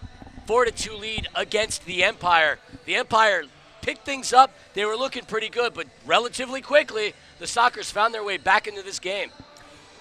Yeah, Strykers, look, they're the kind of franchise you can never count out. No lead is ever safe in this game. A 1-goal lead for the Strykers was never going to be one that held. And, of course, San Diego came storming back. 3 unanswered goals at this point. They currently lead 4-2. However, still 28 seconds left of a man advantage for the Strykers when we come back from the half, Philly. We'll see it thus far, and it was the home team with the shot advantage, 6-5 within the second quarter. But overall, it's been San Diego with 12 shots to the Strykers 8, and a lot of good goals by both squads. But obviously, you got to tip your hat off to Tavoy Morgan scoring 2. You've got Charlie Golasso scoring 1. You got Christian Gutierrez getting 1. Oh, and by the way, the MASL pass master, Leo de Oliveira, 3 assists within this game so far. For the Strykers, on the other hand, you got a couple of goals there. One scored by Gabriel Costa, the rookie of this team, and Sweet Pea Jesus Pacheco, and that's the highlight that you're seeing right now. Jimmy Norberg is going to have to do a lot to get his team rallied back into this game, but 4-2 is not a big lead within indoor soccer. We've seen a lot of bigger leads turn themselves around, so plenty of time to go within these next 30 minutes of action, Doc. We saw some really big opportunities there for Mo NDI in that first half. Of course, the other newcomer, Adam James, had himself a couple of big opportunities as well, too. Both players, the Strykers, absolutely need to get going if they're going to claw back in this season and, frankly, in this game as well, too. Now, King Frank, obviously the leading scorer of this team last season, going to look to him to do a couple of more things. He does have an assist in this game. He did get credited for the assist to Gabriel Costa, but this team is going to roll based on the foot of Frank Tyus, so Frank's going to need to do something. And honestly, so is Big Mo NDI. They are looking for those two guys to make an impact in this game. And thus far, too, Justin Stinson has kept relatively quiet, and he had a hat trick last week. Folks, we do want to remind you we have a change in rules this year, effective immediately. Paragraph 12.14 has been deleted from the laws of the game. As a result, goalkeepers will now be serving their own penalties. That's right, we are going to see goalkeepers, gloves and all, taking a trip to the bin of sin. They will head there along with a selected player from each of the coaching staff, so you will have two players serving one penalty inside the booth. At the end of that penalty time, the player selected by the coach will exit onto the pitch, and at the next appropriate change opportunity, the goalkeeper will come back out and re-enter the game. This is a big change, Philly, and frankly, one the fans were clamoring for. Yeah, of course. I mean, in the past, the goalkeeper could do whatever he would want, and he would never have to serve a penalty. Now he's going to think twice. That's going to keep players safe, it's going to keep the game flowing, and it's going to be interesting. The disadvantage is obviously going to be for the fact that the backup keeper is not going to get a lot of time to get ready to get back into the game. But as we saw in the game between Utica City and the Baltimore Blast, sometimes your backup keeper can make some pretty good plays to keep your team in it. And both of these teams have sensational backup keepers tonight. In fact, you could argue the backup keeper, quote unquote, for the Empire Strykers is tonight's starter, former goalkeeper of the year, Clayson DeLima. And that, of course, relegates Chris Toth to the bench. Captain of the U.S. men's beach team, a player who's been doing some international duty himself throughout the course of this offseason. We saw some great stuff from him on his social media as he was out repping the Stars and Stripes this year. And on the San Diego side, you've got Xavier Snare-Williams, as they call him, X, someone who stepped in during Boris Pardo's suspension last year and had fantastic performances for the San Diego Sockers. Yeah, he played 7 games last year, started 2, got credited for 3 wins. I mean, his save percentage was .750 with a GAA at 3.51, so he's no slouch either. And this is only his second season within the sport of indoor soccer. He's going to have a promising career ahead of him. I completely agree. Someone that we expect to see eventually one day potentially take the reins from Boris Pardo. Pardo's still got many years left under his belt as well, too. But he's someone the Sockers are assuredly going to see minutes from this year. And we're underway with the start of the third quarter. It's the Sockers starting things off, but it's going to be a restart. Cardenas kicking that ball out. Strykers get the ball back quickly within this game. It's the man of the day, Johnny Thunder, Juan Topete himself, starting it off for the Strykers. It is his night here at Toyota Arena. And a big goal by Johnny Thunders would be a nice way for this team to get themselves back in, or a goal by Justin Stinson for that matter, or heck, anybody for that matter. 10 seconds left in the man advantage. Strykers are going to have to move quick if they take advantage of this. Costa trying to find Frank. Frank passing it out to Stinson. Stinson back up to Costa. Costa with a goal ready. Shot! Gabriel Costa! Golazo! Golazo mio! Doctor, doctor! Give me that news! What a strike from Rookie of the Year potential candidate Gabriel Costa. He is certainly the rookie to look out for on this Empire Strykers team. From way downtown, he takes this one. Looks like he side foots it with a little curve on it. Finds just inside that right post. Fantastic strike with some deception, using the defender in front of him to block Pardo off of being able to see the shot. Strykers are able to capitalize at the very tail end of that power play. Not sure if that was officially an even strength or if that still counted as a power play goal. That is an even strength goal. We have just heard from the best statistician in the business, none other than the legendary Beano, Bill Norris himself. We love ourselves some Bill Norris. Even strength goal, and a little bit of history for you. The first ever Strykers player to score a brace versus the San Diego Sockers. Who was betting on it being Gabriel Costa? I mean, 2 goals within this game, had 2 assists the last game.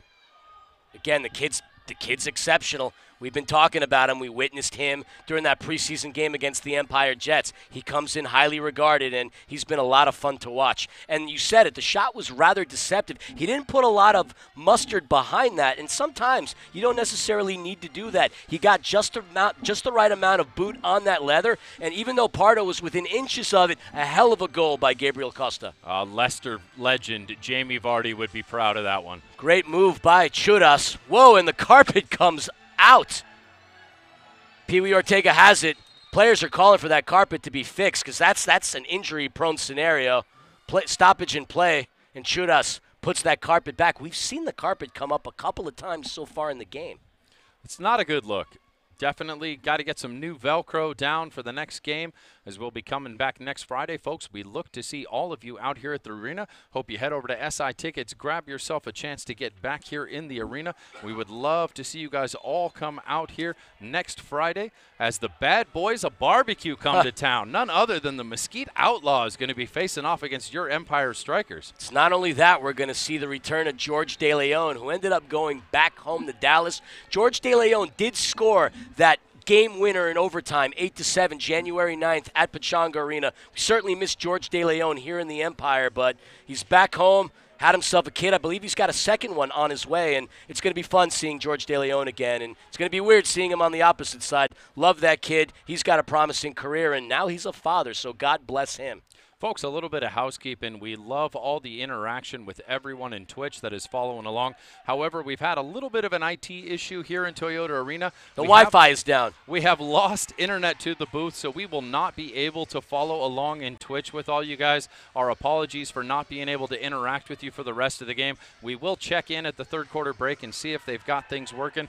We know the team here is scrambling to try to get us back up and running, but we are unable to communicate with you guys in Twitch at the moment. Our sincerest apologies. Hopefully we get that fixed and back up and running. Yeah, it would have been great to communicate with some of our biggest fans. Shout out to people like Marlisha. We know she loves us. Shout out to Marlisha. We know you're a big fan of this team and this broadcast. Hopefully we get to communicate and see you soon. Going down to the turf, Charlie Gonzalez is down. We have another situation in which the trainer of the San Diego Sockers back out there again, the secret weapon. We don't like saying his name. Not that he isn't a fantastic guy, one who's been very supportive of us throughout the years, but never like seeing the trainer head out there. Folks, what a perfect opportunity to remind you about our friends at Quintus. Want free mobile service for life? Download the Quintus app today. Use promo code MASL. Speaking of next Friday, folks, if you want to see a game live, visit Sports Illustrated Tickets for the best tickets to see the MASL action in your favorite arenas. Been a lot of highlights in today's game, and of course, folks, if you're paying attention to MASL social media, you'll get the latest news on the MASL and your favorite teams by following MASL Soccer on Facebook and Instagram, and of course, MASL Arena on Twitter. How long till we get TikTok added to that? We got to get MASL on TikTok, Philly. I mean, I'm sure it's there, but neither of us have a TikTok account. We need to work on that ourselves. We need to join the younger generation. You and I are analog guys living in a digital world, and we need to change that. But, Doc, speaking of Sports Illustrated, we would be remiss if we didn't bring up the tragic passing of longtime Sports Illustrated soccer writer and obviously one of the greatest soccer journalists this country has seen, Grant Wall. Grant Wall tragically lost his life a couple of days ago, and, well, we don't exactly know what the scenario was, but one of the most respected voices within this world, and he's been a part of it. I've been listening to his podcast for as long as I can remember. I've been reading his articles for as long as I can remember, and, rest in peace, Grant Wall. Shout out to his family. Our thoughts and prayers go out to you, and such a tough loss for the soccer community within the United States. Grant Wall was such a great spokesperson for the game, someone that really did his best to make sure that soccer was a sport for all, fought for inclusivity, fought for the truth to come out about some of the things going on in Qatar as well, too. It is really a tragic set of circumstances. Rest in peace, Grant Wall. You will be missed. You will be missed, and you will never be forgotten. 12 minutes and 42 seconds left to go here within the third quarter, and that ball is going to come back in possession of the San Diego Sockers. Upon video review, it has been decided that simply a common foul awarded to the San Diego Sockers here. As we lost ourselves in our condolences for the family of Grant Wall, we'd like to recap for you folks that after video review, it is just a common foul awarded to the Sockers. And we saw Charlie Gonzalez down earlier on, but he's back up, and He's going to take that restart. No stranger to make an assist. A shot! Tried to scoot it by Clayson DeLima, but Clayson DeLima there to pick it up.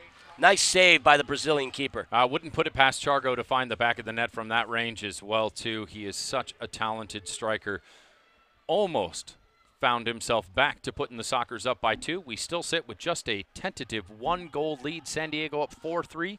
12:26 here to go as that shot fires across the box. NDI came very close, just misses to the left. Sockers on the counter. Costa, I guess you could say, butt passes it to Topete. They're on the counter. Costa has Adam James, but Guerrero Pino making a fine play, passing it out to Golden Gutierrez. Gutierrez passing it out back to Chargo. Chargo with Nestor and Gabriel Costa. Wisely passing it out to Rojo. Rojo back out to Pino. I feel like I was kind of wondering if you were going to dance around that one eloquently, but in your own true fashion, you went right for it. I appreciate you. What are you talking about?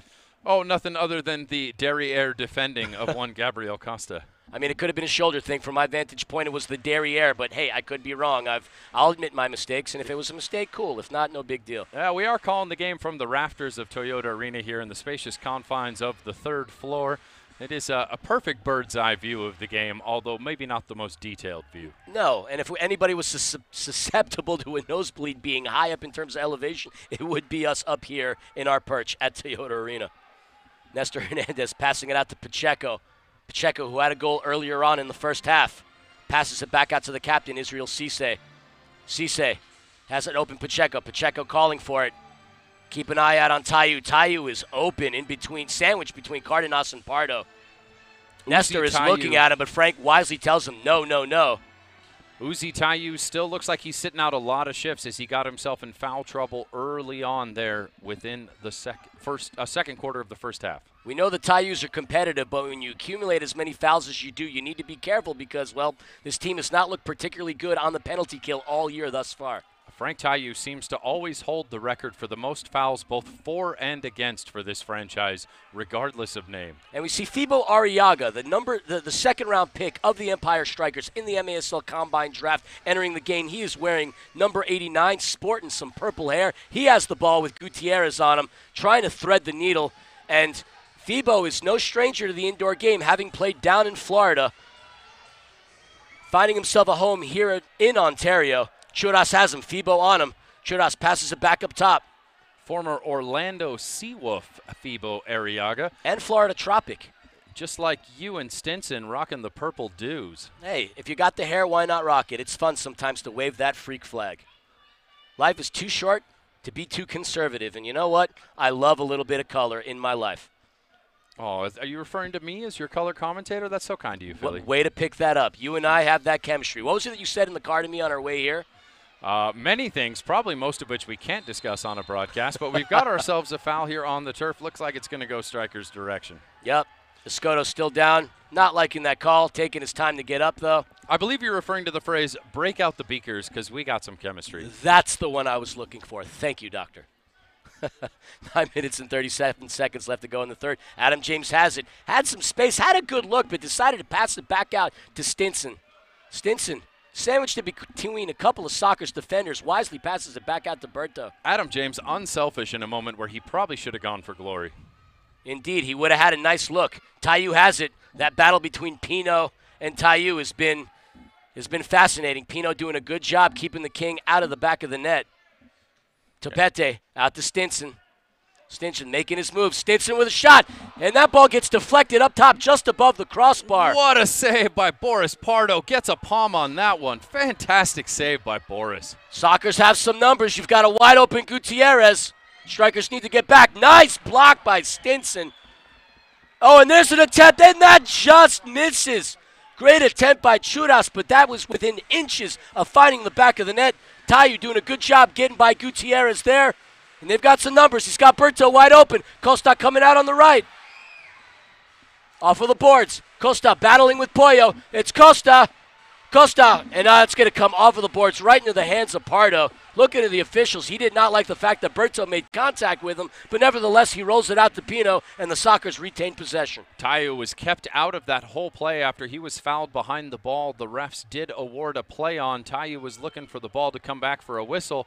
They were playing advantage for the Strikers, and now Frank doesn't see that The pass was coming to him as he was heading for a change. Uzi heads it back out to his brother. And that ball comes back out to Pino. Pino trying to find his teammate. Strykers. Felipe Gonzalez to Tavoy. Tavoy with a shot. And Tavoy Morgan nets himself a hat trick. 7 minutes and 57 seconds left. 50 seconds left to go. That is the 5th goal of the game. Doctor walk us through Tavoy Morgan's hat trick. Well, there you go. The first ever San Diego Soccer to get himself a hat trick versus the Empire Strykers. It's just, I mean, a perfectly placed pass across from Felipe Gonzalez to Tavoy Morgan. He is left wide open in a dangerous location just outside the elbow. Tavoy Morgan, with his kind of talent, never going to miss from that angle. A fantastic strike by him. He nets himself the first ever Sockers hat trick against the Strykers franchise, and the Sockers are back up to a 2-goal lead. That kid is too stinking good to be left that wide open. Easy shot for him. Puts a lot of hustle behind his muscle. Gets himself a hat trick. It is 5-3 here in Toyota Arena. You know, looking down at the pitch right now, we have 2 head coaches with 2 very different body languages. Phil Salvaggio, very animated with his hands. We'd like to thank everyone who came out to the arena here. A fantastic crowd we got here tonight. Anytime the Sockers are in town, it's great to see the Strykers squadron come out and represent their team, and all the great fans coming up from San Diego. Looking across the arena, we've got a ton of blue out there tonight. We even saw some Sockers fans in the arena for our game versus Tacoma the other night as well, too. A certain sombrero-wearing cowboy himself was in the crowd. I haven't quite seen him tonight. Haven't heard as many of that Sockers chant as we normally hear from this crowd when they come up north. There's certainly a healthy contingent of them here today. They certainly travel well. They've got a really great fan base, and they've got a lot to be happy about. Their team are back-to-back champions and, well, looking pretty good thus far. Folks, we'd like to remind you to check out the Empire Strykers on all your social media platforms. New team, new social media account. Check out @Empire Strykers. And, of course, you can always keep up to date on this team by following the official podcast of your Empire Strykers, Striking Fury, coming with new episodes at you every week during the season, featuring none other than the voice of the Empire Strykers himself, Christian Philly Filliman, his lovely wife, and our sideline reporter, Amanda the Panda Filliman, and some guy called the Doctor. I love the Doctor. You know, it's funny. I went back to watch the game last week against Tacoma, and as we were doing our walking intro, somebody in the chat asked whether or not Panda was my sister or my wife. And I got to tell you this, I'm not at all as attractive as my wife. There's no way I'd be related to her. I am a lucky man just for even having the ability to call her my wife. A combat veteran and a nurse at Cedars-Sinai, and she moonlights as a sideline reporter and one of the loveliest sideline reporters in this league, but I'm saying this from a biased perspective. And an unbiased perspective, for that matter. Love me some Panda. She traded looking down the barrel of an M16 and looking down a stethoscope to looking down a microphone, and might be one of the most formidable undertakings of her career, but loved ourselves some Panda. I've always jokingly said if I disappear, Panda did it. Israel Cisse off of the boards to Topete. Topete back out to the captain. Captain passing it out to NDI. Would like to see a little more out of Big Mo. Big Mo with Cardenas on him, trying to make some moves, but Cardenas, great shutdown defense. NDI passing it back out to Cisse. Cisse trying to find some space, but the Sockers doing a great job clogging all of the lanes. Strykers not having any ability to find their target forward. Off of the boards to Stinson. Stinson heads it, but easy scoop up by Pardo. You know, Mo had a great season last year with the Shrubs. Would love to see him get out to it here with the Strykers as well, too. Felipe Gonzalez on that counter, finding some space. Felipe Gonzalez saved by Clayson DeLima, and that gets headed by Pacheco off of the boards, saving what could have been the 6th goal of the game. DeLima has made some really outstanding saves thus far in this game. His defense really let him down on that one. They just allowed a man to go completely unmarked across the entire face of goal there. Alarming defense there from the Strykers. Alan Perez with some space. He's got Gabriel, and that's going to be a whistle. I got too excited on that counter. They might be calling it back for too many men, as it looked like the Strykers got caught in a change there. Not entirely sure if this is going to be a blue card, if they're just going to call the common foul on it. To my understanding, too many men should be a blue card foul, but I don't see a blue card being issued. Looks like it is just being awarded as the common foul. No, they have opened the gate. Somebody's got to come over. I didn't see a blue card brandished. No, neither did I. Looks like Pacheco, who will be taking a trip across over to the sin bin, It is going to be a 2-minute advantage for the San Diego Sockers. They will be on the power play. And as we've said numerous times throughout this broadcast and last, the Strykers are a big offer on defending this year. Great opportunity for the Strykers to go up by 3 here with 6:08 left to play in the quarter. It is a goose egg that needs to change. We are a game and nearly 3 quarters in, and they have yet to make a proper penalty kill. The Sockers do have the advantage right here. I don't blame the Young Bucks for feeling froggy. Problem is they jumped too soon. Strykers came within 8 seconds of killing the last penalty before San Diego did finally find the back of the net. It was a fantastic strike by Charlie Gonzalez himself that put the Strykers up that time. Clayson DeLima is probably going to have to make himself some key saves here. It's going to be a big statement from the defense if they can keep them from shooting. And keep your eyes out on Tavoy Morgan. He's already got 3 goals within this game. Leo de Oliveira, the pass master himself, out to Charlie. Charlie wisely tells Tavoy to go the other way.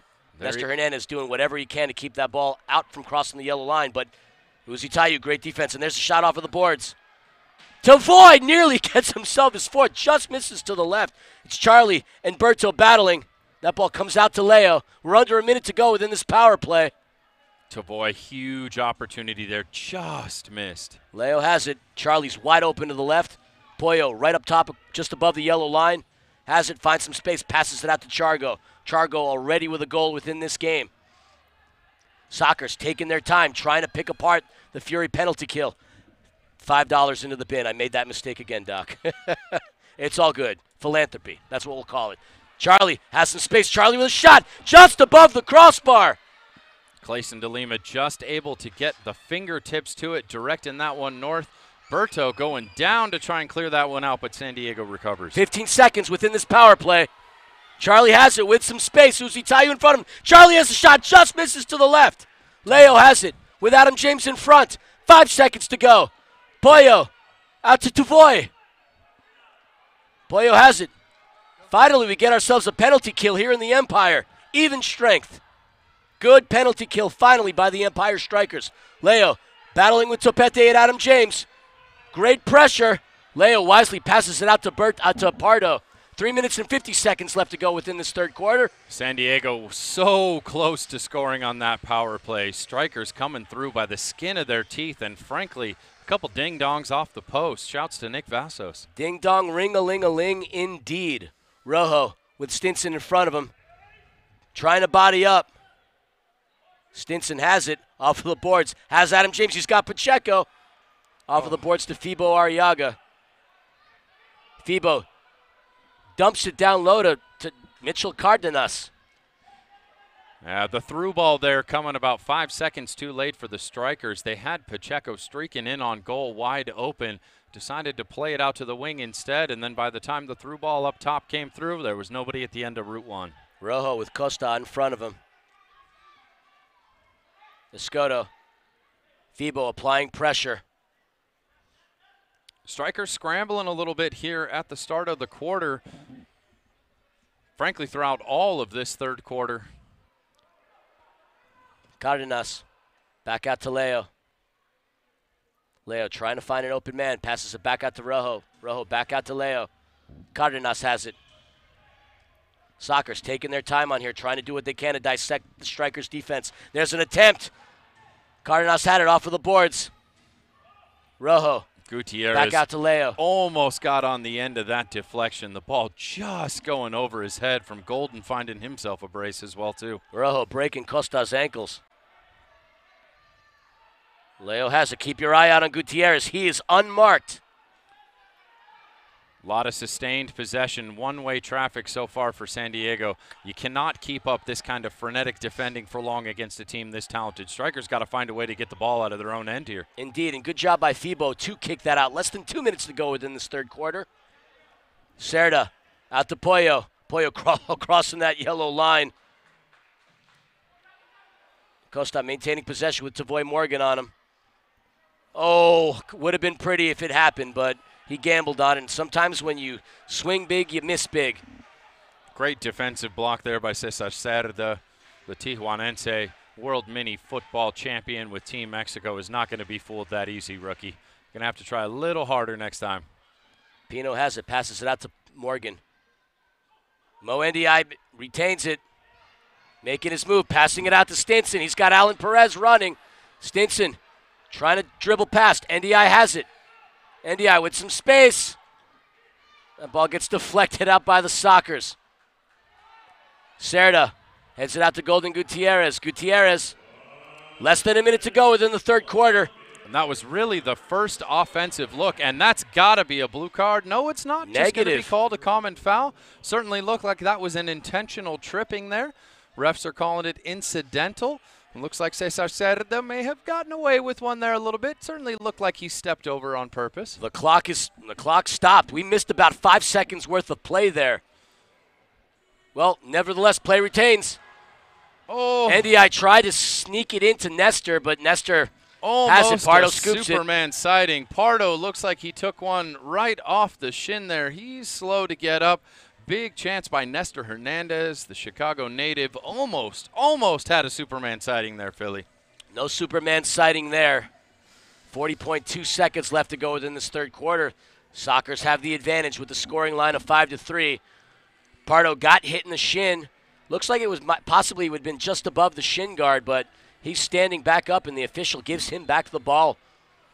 Goalkeeper restart for the Sockers. We play on. 40 seconds left to go. San Diego maintaining a 2-goal lead. Charlie with Stinson. Charlie getting by the Stinger. Two highly talented midfielders battling, but it is Stinson that wins that one. Ndiaye, nice pass to Uzi. Trying to find Superman off the boards. Keep your eye out on Adam James. Guerrero Pino with Nestor. Off of the boards. A shot, deflected. Another shot, another deflection by Pino.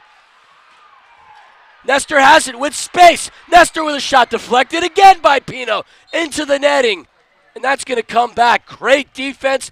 The Strykers had themselves a couple of attempts there, but it's that formidable back line of the Sockers that has come up time and time again. How many times do we say Guerrero Pino's name right after someone takes the shot? The man just has an ability to get between strikers and goal. Fantastic defense by the San Diego Sockers, stopping a flurry of strikes from the Empire. Costa to Pete. Stinson has shot, just misses to the right. And that ball goes in the air. Pee-wee kicks it up, and that's going to be the end of the third quarter, folks. 5-3 still here for the Sockers in the Inland Empire. Doctor, you got to read. Folks, MASLsoccer.com is your home for everything Major Arena Soccer League. All the latest news, standing and in-depth features. Bookmark the page now so you don't miss a note. Empire Strykers with a flurry of opportunities there in the final minute. Really slow start to that entire quarter from them. Will they get a chance to bring that same energy out for the fourth? We'll see right after this break, folks.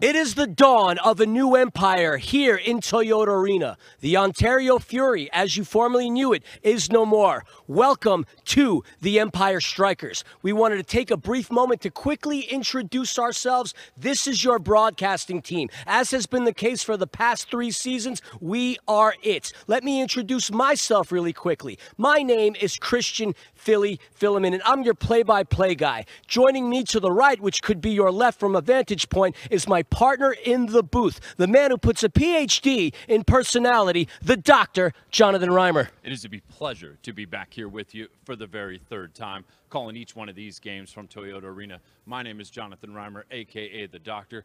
Joining us, our sideline reporter. She's a registered nurse. She's a combat veteran. I'm Amanda, the Panda Philemon, and you can catch me pitch side on game days, interacting with the fans. You can see me doing player and coach interviews, and just all around bringing you the action straight from the turf. It is a pleasure to be back for another season with Philly and the Doctor. Today, we see the rise of a new empire.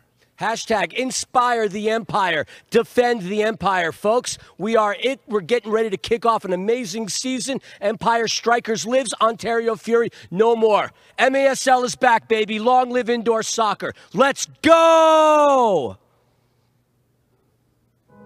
Society has an obligation to help others when others are struggling. Families can become distressed because they lose their father. Now a mother's forced to raise their 3 children. How does she get a job? How does she create the means to take care of her kids?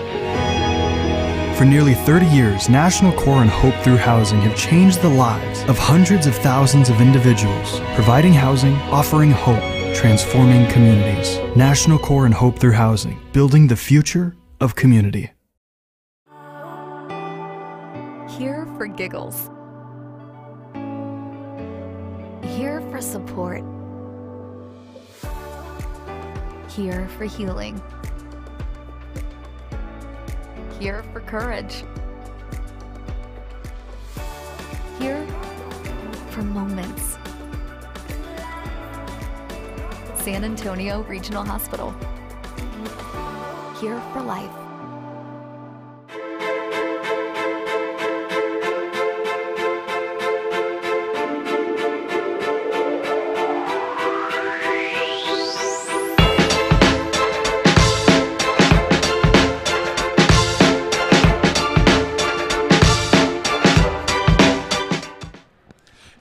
Get the latest news on the MASL and your favorite teams by following MASL Soccer on Facebook and Instagram and MASL Arena on Twitter.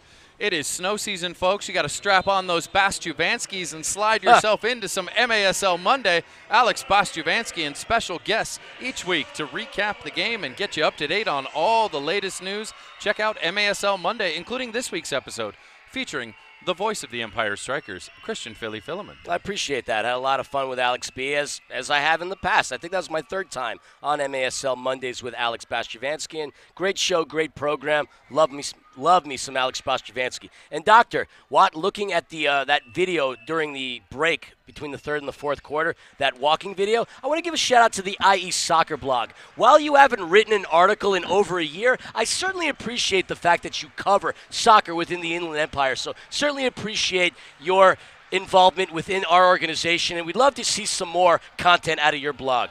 We love anybody who is watching this game, whether it's in the arena, from your couch, from under a bridge, wherever you may be. We are a big fan of all of our fans. Absolutely.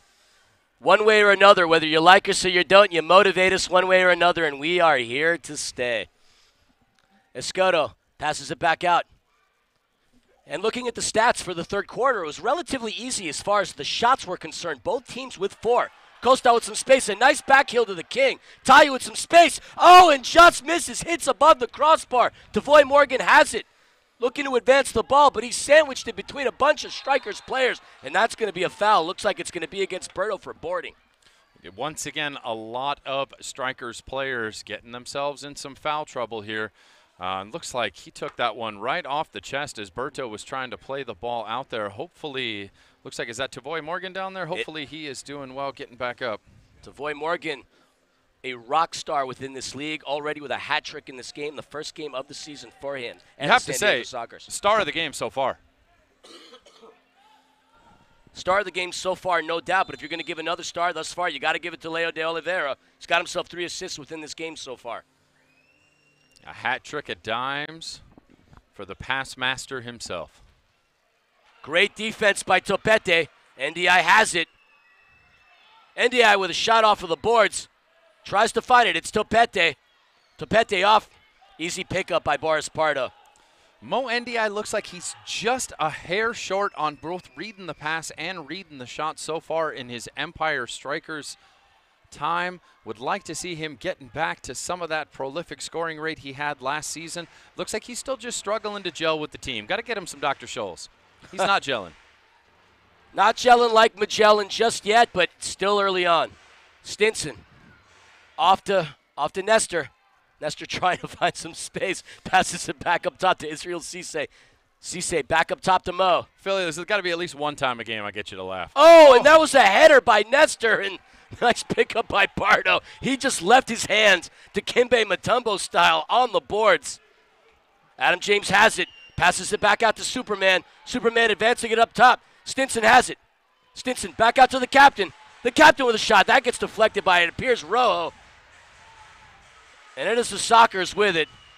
Trying to make their attempts. Look, the Strykers. Oh, wide open. Churras has it with De Lima. Churras scores! Brandon Escoto punching his name into this game, punching the ball into the back of the net, doubling the scoring line for the Sockers. 6-3. Doctor, walk us through the play. It had been all Strykers to start the first quarter, but eventually the turnover happened. Churras been a very emotional week for him. Animo carnal, way to celebrate the memory of your brother by scoring the goal that may very well have put this game away. 12 minutes left. They have doubled up on the Strykers. It is now 6-3. You got to love seeing him score one, and you know that has to be an emotional goal for Escoto himself, having been a very tough week in his life. Hats off to him to having the courage and the ability to step up and even be here and play today, let alone perform at the level we've come to expect from Churras. Look, I'll agree with you. If there's anybody that I was banking on scoring a goal in this game for the opposition, it would have been Escoto. Important goal again. Shout out to his family, and we offer our condolences. But despite the fact that it is 6-3, Doc, it is indoor soccer, so anything can happen. With less than 12 minutes to go, the Strykers still have themselves an opportunity to get back into this game, but they're going to need to find the back of the net relatively quick. And, well, that Sockers defense has been tough, and as has been Pardo. But Costa making a great move, getting past Cerda, and there's the goalkeeper of the year again, making himself a great save. This Strykers team so far has proven themselves to be a fourth quarter team. We saw it versus Tacoma. We've seen them come out to at least a flurry of opportunities here, although unfortunately the scoreline not going their way. Topete advancing the ball across the midfield, gets his pocket picked, and Cerda has a wide open look with De Lima. Cerda with a shot, saved by Clayson. Great save by the young Brazilian keeper. That was a close call, keeping his team in the game. Great save by Clayson De Lima. The Strykers are committing a lot of bodies forward right now as they're desperately trying to get back into this game. They have struggled to find penetration into the offensive quarter of the field all night. If that continues, you're going to have to leave a few more men back. Devoy tried to make his move, but did not get enough boot onto the leather, and easy save for De Lima. De Lima has it, passing it out to NDI, facing pressure. NDI wisely passing it out to a wide-open Cisse. Cisse doing his thing to get by Tavoy. Oh, something this Sockers team does so well. They are so good at the full press. I mean, the way that they can just command and dictate the pace of a game, even when another team is coming at them. Gutierrez, great defense by the captain. Really impressive stuff from San Diego tonight. Considering this is their first game of the season, does not look like there's any rust on these guys at all. Mo on the counter with Pacheco. And that's an easy takeaway by Leo de Oliveira. Again, Mo just looking a step slower in the pace of the game so far. Leo once again stripping Big Mo NDI of the ball. And it's Gutierrez passing it out to Pollo. Pollo getting by Pacheco and Hernandez. Leo has it with Pollo wide open to the left. Keep your eyes out on Cesar Cerda. He is wide open. Cerda with a shot, and Cerda with a goal. A great counter by the San Diego Sockers. And Cesar Cerda putting the ball into the back of the net. 7-3 here for the Sockers in Toyota Arena. Doctor, walk us through this replay. Well, it was a 3-on-2. The Strykers were struggling to get a third man back. They just look a little slow every time that ball turns over, and it's just smooth sailing for San Diego to cruise in. And in this case, it's none other than Cesar Cerda himself, the Tijuanense, finding the back of the net. It is now 7-3 Sockers. And this game is getting out of hand if the Strykers can't figure out something here, because these turnovers are piling up opportunities for San Diego coming back the other way, and a team with this kind of ability is always going to capitalize. Looks like smartly here the Strykers are going to regroup, take themselves a timeout.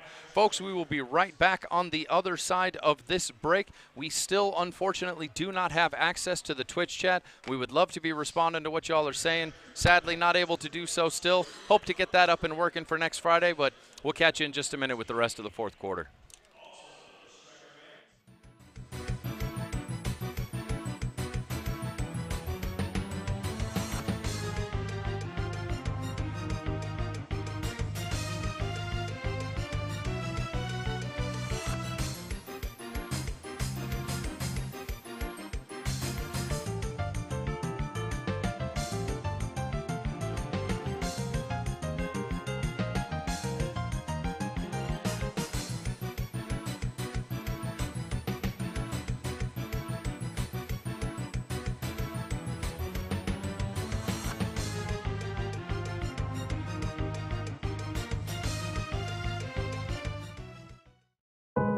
Society has an obligation to help others when others are struggling. Families can become distressed because they lose their father. Now a mother's forced to raise their 3 children. How does she get a job? How does she create the means to take care of her kids?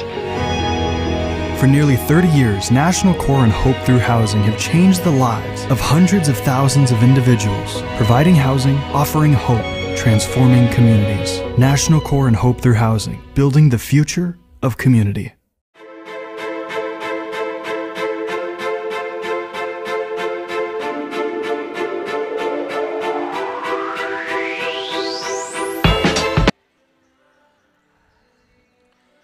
Folks, as we're back, we'd like to remind you National Community Renaissance and Hope Through Housing Foundation provide high-quality, affordable apartment homes and supportive services that inspire hope, present opportunity, and generate prosperity to empower individuals of all ages. Join us in transforming lives and communities at hopethroughhousing.org. As that ball goes out of play, Philly, the score currently sits at 7-3 with 9.5 left. There is a chance for the Strykers, sure. No lead is ever safe in indoor, but it certainly feels like the Strykers are going to be sliding into a 10th straight loss for this franchise, dating back to the Ontario Fury of last season. Doctor, I am a big proponent of the laws of attraction, and while I do not wish that, there still is time for this team to get back in the game. Nice pass, backheel pass by Taiyu to Berto. Berto finding a wide-open Costa. Costa to James. Topete has it. You know he's going to load up. That just misses. He scored twice that way in the last game. Costa with a great move, but picked up by Pardo. And look, Cesar Cerda, the goal scorer, the last goal scorer, doesn't find the back of the net often. Did manage to do that 5 times last season, but the oh, and there's an attempt. Pacheco getting robbed. Anthony Pacheco, the rookie, getting robbed of an opportunity. But yeah, what I wanted to say is the co-captain of this team wearing the armband doesn't find the back of the net often. Had 5 goals last season, though, with 10 assists. Puts his team up top 7-3. And, you know, well, everybody here within the Empire remembers Cesar Cerda very, very clearly because he had the game-winning goal in the MASL Cup final in 2021. The goal that, of course, sent San Diego to, at the time, their 15th Ron Newman Cup. They backed it up last year with a 16th. They will have a banner and ring ceremony tomorrow prior to the game. And it's not looking good for this Empire Strikers squad to start out this 22-23 campaign, as they are heading into an 0-2 hole with another tough match versus this Sockers team tomorrow. Doctor, still 8 minutes to go. Let's will some positivity into Toyota Arena. It's got to happen. Pacheco passing it back out to Hernandez.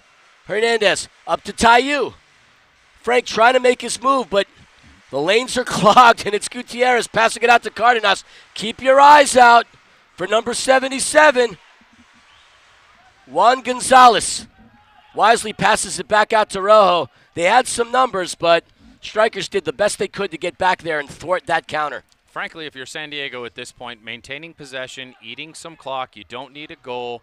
Just wind it down and see yourselves out to your first victory of the year if you're San Diego is the smart move.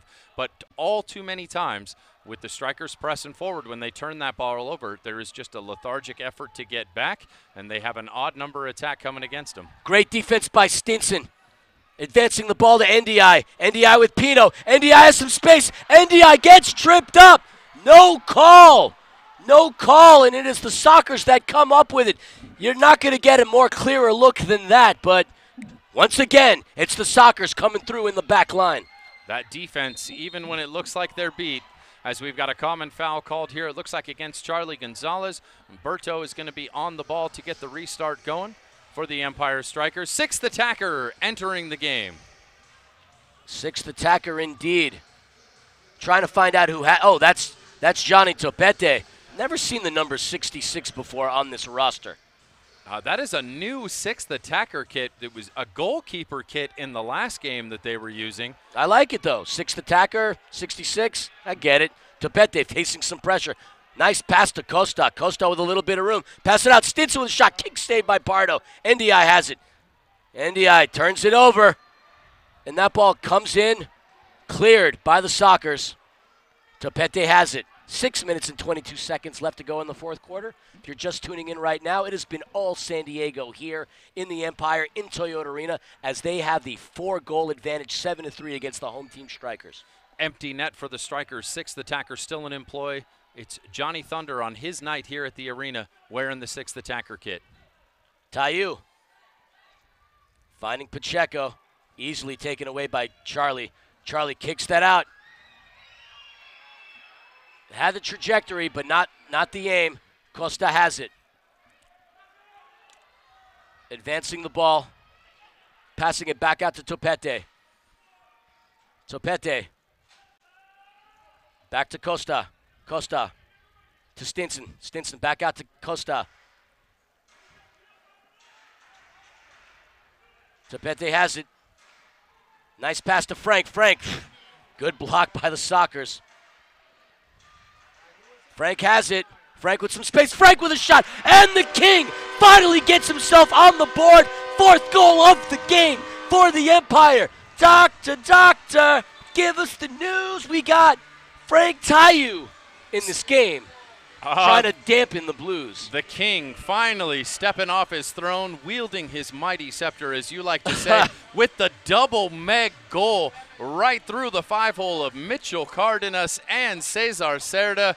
Might be a little insult well past the point of injury at this point, but the double Meg goal for the King, the one who took home a cup for USA in World Futsal this year, he got a little taste of that hardware. You have to think he's itching for more this year. The Strykers claw one back. It is not over yet, folks. The all-time leading scorer in the Major Arena Soccer League has got himself a goal in this game.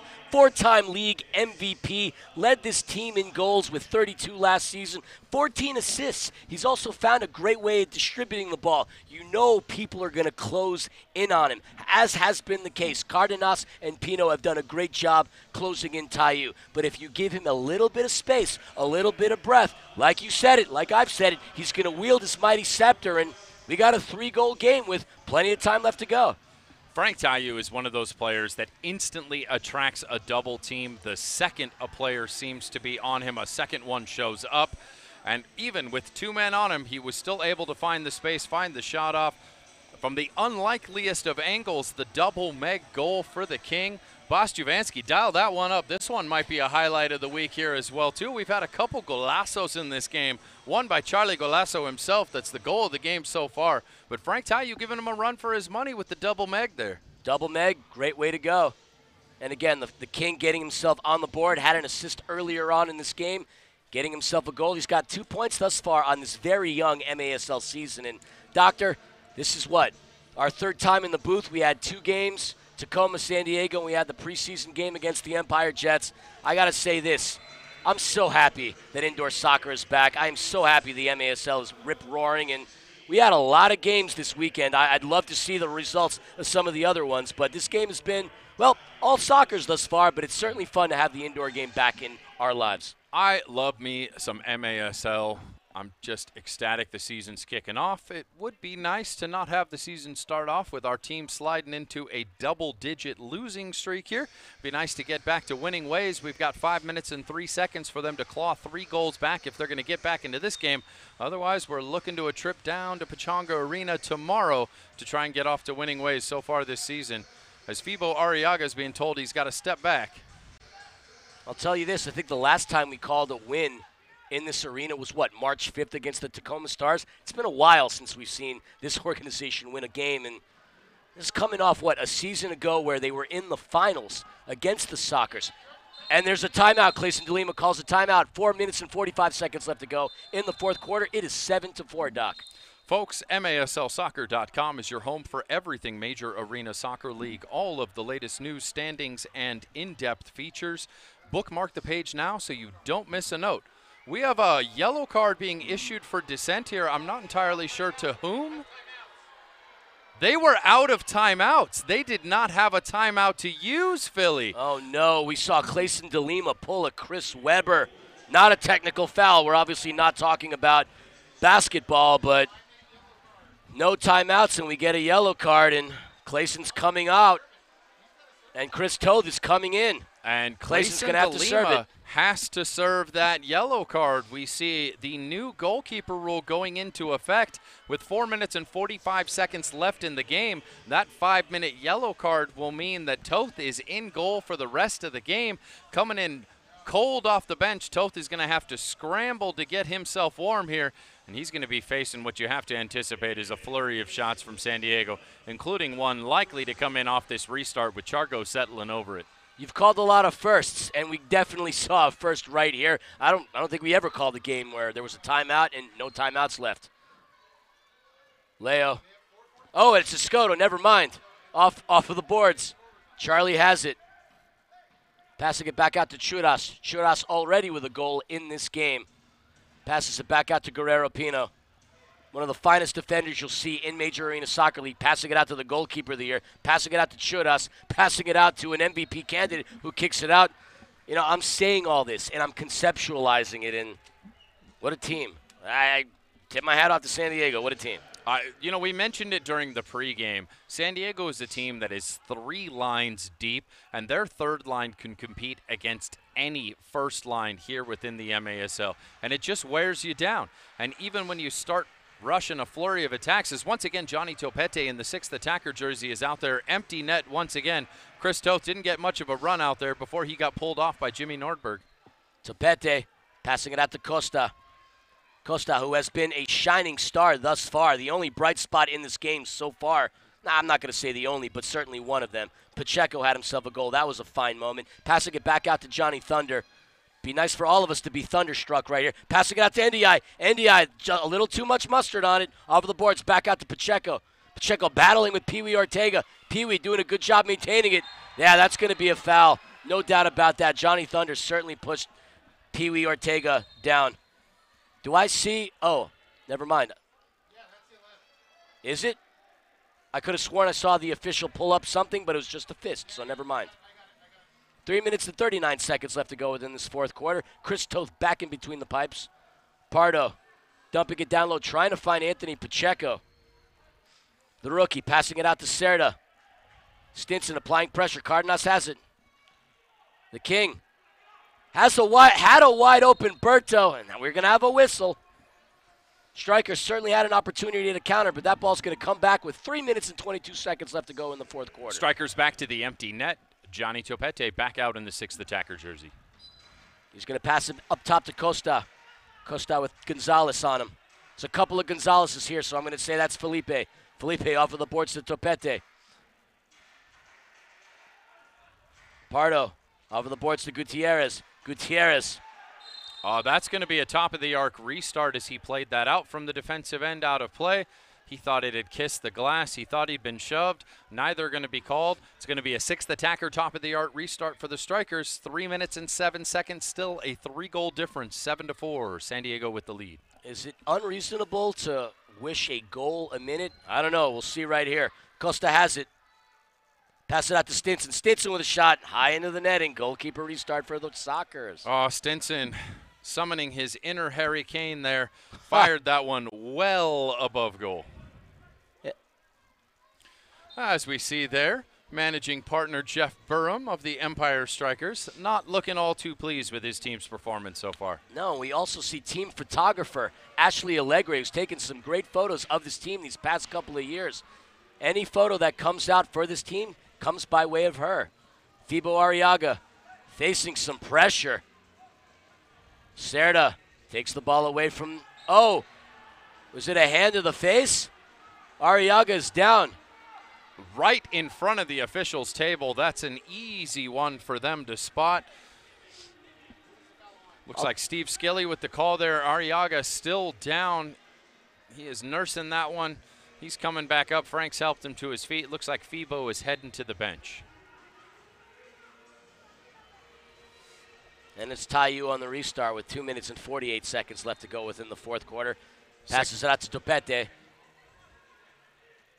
Got a wide open Costa to the left. Intercepted by Felipe Gonzalez. Stinson takes it away. You got to love the physicality, passing it out to NDI. That ball gets taken away by Pino. Stinson deflects it out. Pino once again. That ball comes out of play. When the San Diego Sockers need a big defensive play, in comes Guerrero Pino every single time. The guy is he's a game changer. I mean, he can stop an attack single-handedly. We've seen that. He can use the team defense. Man, is quite a talent. NDI heads it out to Pacheco. Pacheco sandwiched in between two San Diego Sockers defenders. You talk about Pino. He captained the World Mini Football team in Mexico when they were in Perth, Australia, when they beat a very tough and formidable Brazil squad. We're going to love to see the World Mini Football World Cup when it takes place in the Middle East here not too long from now. Oh, good defense by Stinson. Pino clears it out, and that's going to be a whistle on the turf. And a blue card issued here as Stinson got his bell rung. Looks like Felipe Gonzalez going to be heading to the sin bin. Sixth attacker against the extra man. It's going to be 6-on-4 for the next minute and 59 seconds. That will see us through to the end of the game. Strykers will be on a power play for the rest of regulation. Felipe Gonzalez heading into the sin bin for the Sockers. There's going to be a power play. Now, I'll tell you this. The Strykers last season, their power play percentage is a mere 36% compared to the Sockers, who maintain 60% power play. They haven't had many opportunities at this, but you'd love to see them convert. There's less than 2 minutes to go within this game, and if there's ever an opportunity to find one in the back of the net, now is now. Berto to Stinson. Back up top. Costa. Finding Pacheco. Great deflection by Cardenas. They kick that ball out. Topete's there. Gutierrez is running, trying to apply some pressure, but we've got a player down behind the play. Looks like a rolled ankle just at the top of the box there. Once again, Paul Savage heading out there. Great man, but hate calling his name so many times tonight. It's hard to see through a wall of players exactly who's down on the turf right now. And that's Guerrero Pino. Oh, no, that's exactly what you don't want to see if you're a San Diego Socker. One of the best defenders in the history of this league down right now atop the box, and he certainly seems to be in some pain. We know ankle injuries have plagued the San Diego Socker team throughout the course of the preseason, and he is not moving well as he is being aided off to the bench by Paul Savage. Yeah, he's certainly hobbling. That could potentially be the final minutes that we see of Guerrero Pino within this matchup. You know, Doc, he only played 17 games last season, but he's certainly one of those impact players that this roster has. Obviously, it's an ankle thing. We hope that it's nothing too serious. Guerrero Pino's certainly a warrior. We wish him all the best. And if there's anybody that deserves a star in this game, it's him. He's played shutdown defense all game long. Hyperextended knee is what we're hearing from the booth, from our producer. Oh, that replay is not pretty to watch as we're seeing it there on the screen. Ay. Oh, you have to wonder if that puts him in question for tomorrow's game as well, too, Philly. We know the Sockers are already dealing with a bit of the injury bug. Brian Farber, in what appears to be his swan song season, had a bit of an ankle injury about 2 months ago. Tayu doing his best to get by Pee-wee. Pee-wee playing great defense. Nice backheel pass to Stinson. Stinson out to Berto. Berto back out to the Stinger. The Stinger with a shot high into the netting. Stinson is frustrated. He has not had the kind of game that he was looking out for, coming off of the heels of a hat trick game. Stinson, one of the most prolific scorers and one of the best midfielders in this game, kicks that high into the netting. Toth heading to the bench, sixth attacker coming back out. Still a 3-goal deficit as we crawl into the final minute here. Looks like it's going to be a bit recreational for the Strykers at this point. They are en route to the 10th straight MASL loss for this franchise dating back. Shot by Pacheco. Sweet Pea. If we could ever find a shining moment in this game, it's in the fact that Jesus Pacheco finds the back of the net for the second time this game. The Robert Palmer song's going to come up yet again. Maybe not as much enthusiasm based on the scoring line, but Doctor, Doctor, give us the news. Well, Pacheco finds a bit of a deflection there off the block as the shot's coming in. Manages to fumble its way over the outstretched arm of one Boris Pardo, and Sweet Pea finds himself a brace today. Strykers clawed back to make the score a little bit more respectable at 7-5. Man out of the bin. San Diego Sockers will be back to even strength for the final 49 seconds as the score sits San Diego 7, Strykers 5. Great goal by Sweet Pea.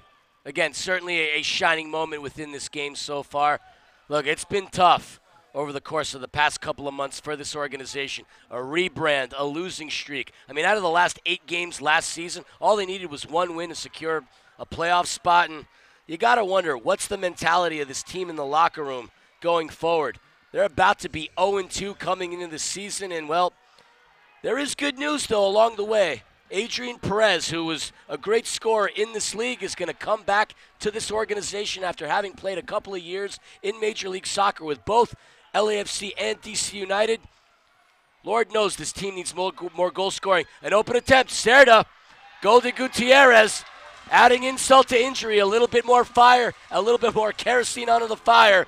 Another goal by the Sockers. Doctor, walk us through. 5 seconds to go in the game. What the Strykers had done in managing to make a more respectable scoreline is immediately canceled out. Once again, it is an odd man attack, and the Strykers slow to get back and recover. There is a man absolutely wide open and unmarked, and Christian Golden Gutierrez, the Tijuanense, finds the back of the net for the 2nd time tonight. He now finds himself with the brace. That is the 8th goal for the San Diego Sockers. This game is going to come to an end here in these final 3.5 seconds. It is going to be San Diego 8, Empire Strykers 5. Philly, it has been 9 months since this franchise collected itself an MASLW.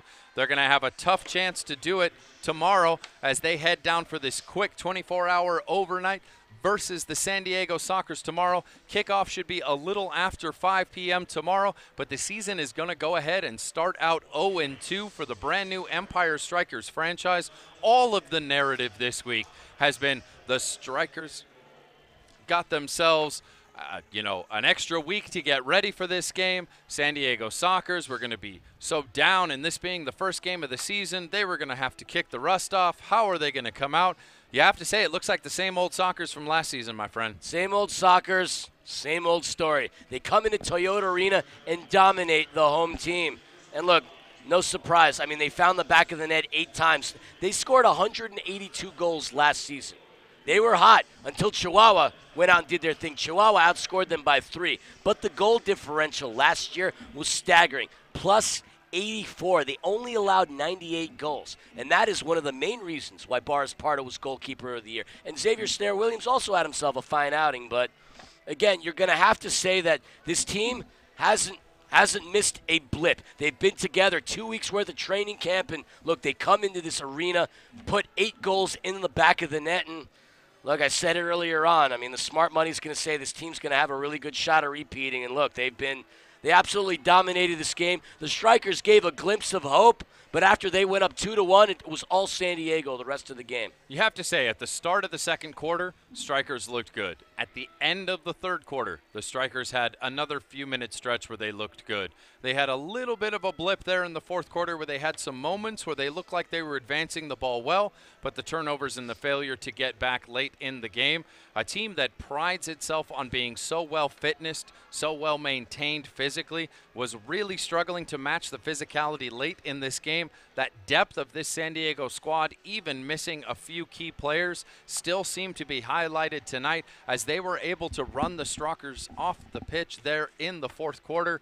It's an unfortunate start to the season for our team, Philly. What can you say? Look, I got to tell you, I'm really sick of hearing Blind Melon's no rain within this arena.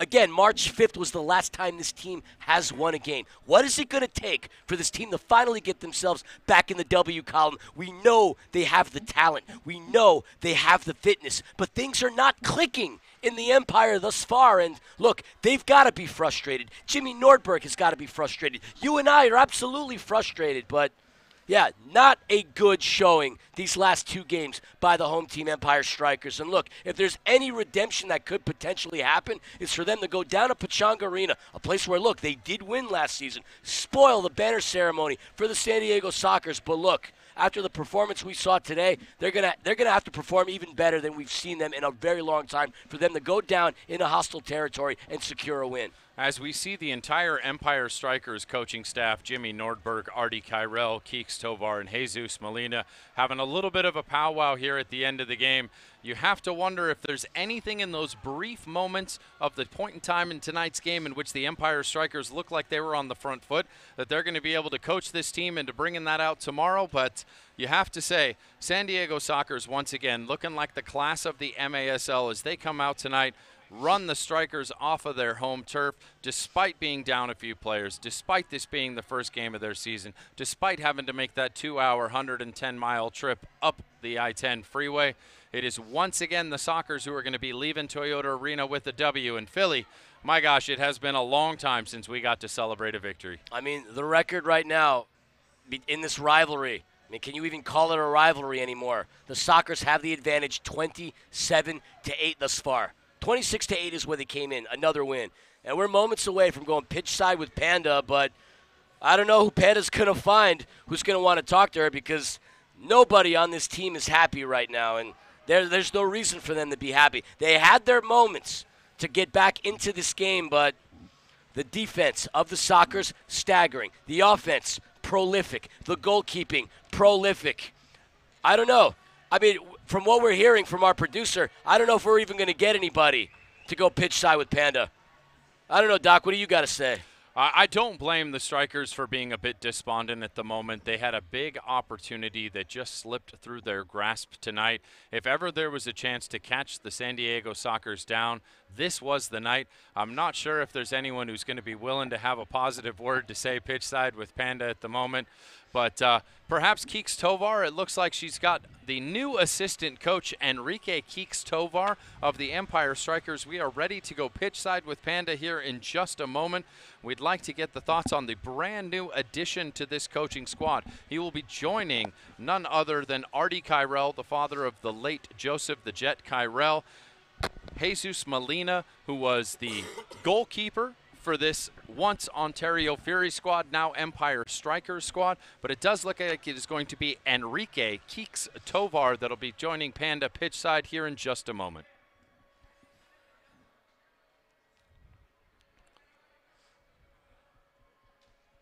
Looks like we're just navigating a few final issues here to head pitch side with Panda, and she will be there with assistant coach Enrique Keeks Tovar in just a moment. Philly, any final thoughts before we send it down to your better half? I mean, I'm frustrated. If you're a fan of this organization and this team, you got to be frustrated. It's just not good enough. It's just not good enough. You have to wonder when things are going to click in. I'm looking at Mike Conde Abreu. Getting him back on this team would be a big thing, but obviously P1 visa issues is a thing. We're going to pitch side Panda as she's standing by with Enrique Tovar, a.k.a. Keeks. Hey guys, I'm here with assistant head coach Keeks, and I just want to get your thoughts on what you think happened. I know in that third quarter it seemed to be a little disjointed. They came out very strong right after the half, scoring that goal very early. What do you think happened? Is this San Diego defense just too tough to break through? No, well, I think it's just having still new players to the team, and we have those mental lapses and leads to them scoring some goals when we're unbalanced. So that's the big thing, is having the balance and knowing how to change when we have the ball. So. Despite obviously not winning this game, we've got a San Diego soccer team that is very gels very well together. They've got championships under their belt, and we've got a brand new team that's just building and learning. There's got to be some good takeaways that you have to get from this game. Yeah, definitely. I mean, it helps when you have experienced players, and you can see it on the field, them working together. With our group here, we got a lot of new players and stuff, and young players, so that's going to take a little bit of time. And you saw glimpses of it, so we just need to keep building off that, and tomorrow we'll hopefully show better. Yeah, no doubt. I mean, there are definitely times there that we saw, a really strong Strykers team, and I think it'll come. I think we see them getting stronger as the game goes by, and I think we're going to see them getting stronger as the season goes by. So thank you so much for talking to me. Good luck in your next game tomorrow. Thank you. All right, back to you guys up in the booth. Positive outlook perhaps on some of the aspects of tonight's game. But Philly, ultimately, it ends up being a 3-goal difference at the end of the night. And you have to look at those 3 quick turnover odd man attacks San Diego took back the other direction. You eliminate that one aspect of the game, you're right back in the game tonight. But the inability of this Strykers franchise to penetrate offensively, those turnovers and the failures to get back and be able to defend quickly really cost them tonight. That was the difference in tonight's game. Look, my stars of this game, without a doubt, Tavoy Morgan netting himself a hat trick. He had a fine game. Leo De Oliveira got himself 3 assists, again, making a case as to why he should repeat as the MASL pass master. But if I look down at the Strykers lineup, if there are any bright shining moments thus far or bright shining scenarios, look, I got to tip my hats off to my hats. I don't wear multiple ones. Gabriel Costa, finding the back of the net on a couple of occasions today, netting himself 2 goals. He had 2 assists in the last game, giving him 4 points thus far in his rookie campaign. He had a fine game. Jesus Pacheco himself had a fine game. So the young bucks on this team are gelling pretty well. But like Keek said, mental lapses. I mean, you can't have Clayson DeLima call a timeout when there's no timeouts. That right there is the pure indication of a mental lapse. We saw that with Chris Webber in the NCAA Finals against North Carolina. We witnessed that within MASL. But look, this team has a lot of things to work on, but they also have a lot of things to look forward to. They're going to bring in Adrian Perez. There's a rookie, their first-round draft pick, Kyler Moore, who's looked pretty good within preseason. There are the components on this team to make a run and to go out there and compete for a playoff spot. But the Western Conference is going to be tough. It's not only going to be San Diego. It's not only going to be Tacoma. It could be Monterey. It could be Mesquite. But Strykers need to do something to turn their luck around. Yeah, I think both Monterey and Mesquite got out to a bit of a stumbly start, just like we saw with Chihuahua last year. I don't think a slow start for either of those franchises mean a whole lot. No. I don't think a slow start for this Empire Strykers team means that they won't be able to compete at the end of the season. Bringing in the likes of an Adrian Perez, he will be a sensational and prolific scorer in this league. The rate at which he was able to net points when he had his first 2 seasons before heading off to the MLS, if he can replicate any of that kind of glory when he comes back to the indoor game, likely next Friday, that could be a huge turning point for this season. But it is a rough start, and to me there are 2 names that really stand out for me, and it's hard to single out the new guys. We know it's taken them a while to get into this team, but both Adam James and Mo NDI got off to a bit of a rough start tonight. Adam James, though he had some moments of really great defensive work, he also had a couple turnovers that led to opportunities coming back the other way. Mo NDI, for whatever reason, just seems to be a step behind the pace of the game right now. Whether it's his understanding of what the Strykers are attempting to do, his fitness coming into the beginning of the season, there is something around Mo NDI where it just looks like he is a split-second decision behind what he needs to do to be anywhere near the effective player that he was last season. I don't think those are things we are going to be talking about in 3-4 months. These are players that are going to step up, find their way into this team, and start bringing something to this team that we have not seen throughout the course of 2 matches and back-to-back losses to the Tacoma Stars and now the San Diego Sockers. I mean, Mo NDI had 19 goals and 24 assists last season with the St. Louis Ambush. He led the team in those statistical categories. He's big, 6'3" target forward. Obviously, we'd like to see a little more out of him, and you're right. The season is early. It's only 2 losses. We saw what this team did prior to the COVID season. They had a rough start, then they went out and became the hottest team in this league. However, the fact that they finished the season last year with 8 straight losses to kill their playoff chances, and then they're starting this season with another 2 straight losses. I mean, again, I don't even remember the last time we called a win here. I said it was March the 5th, but that seems, look, you and I could have had kids in the time period that this team last won a game. It has been a long time since managing partner Jeff Burham's birthday victory here in it prior to St. Patrick's Day of this year as we head into the Christmas season. Folks, MASL will be back on Twitch with your Empire Strykers tomorrow. Kickoff just after 5 p.m. as these teams both head down to Pechanga Arena in San Diego. You can head down to SI Tickets if you want to make that trip down the freeway to go catch the Strykers take on the Sockers tomorrow. We will be back here live from Toyota Arena next Friday as the bad boys of barbecue, the Mesquite Outlaws, come into town as they make their triumphant return to the MASL. On behalf of our production team, the fantastic Mike Cepeda, and everyone involved in bringing this broadcast together for you today, we'd like to thank everyone watching on Twitch. And on behalf of myself, Philly, Panda, and the entirety of the Empire Strikers organization, thank you for listening. We'll see you tomorrow, folks.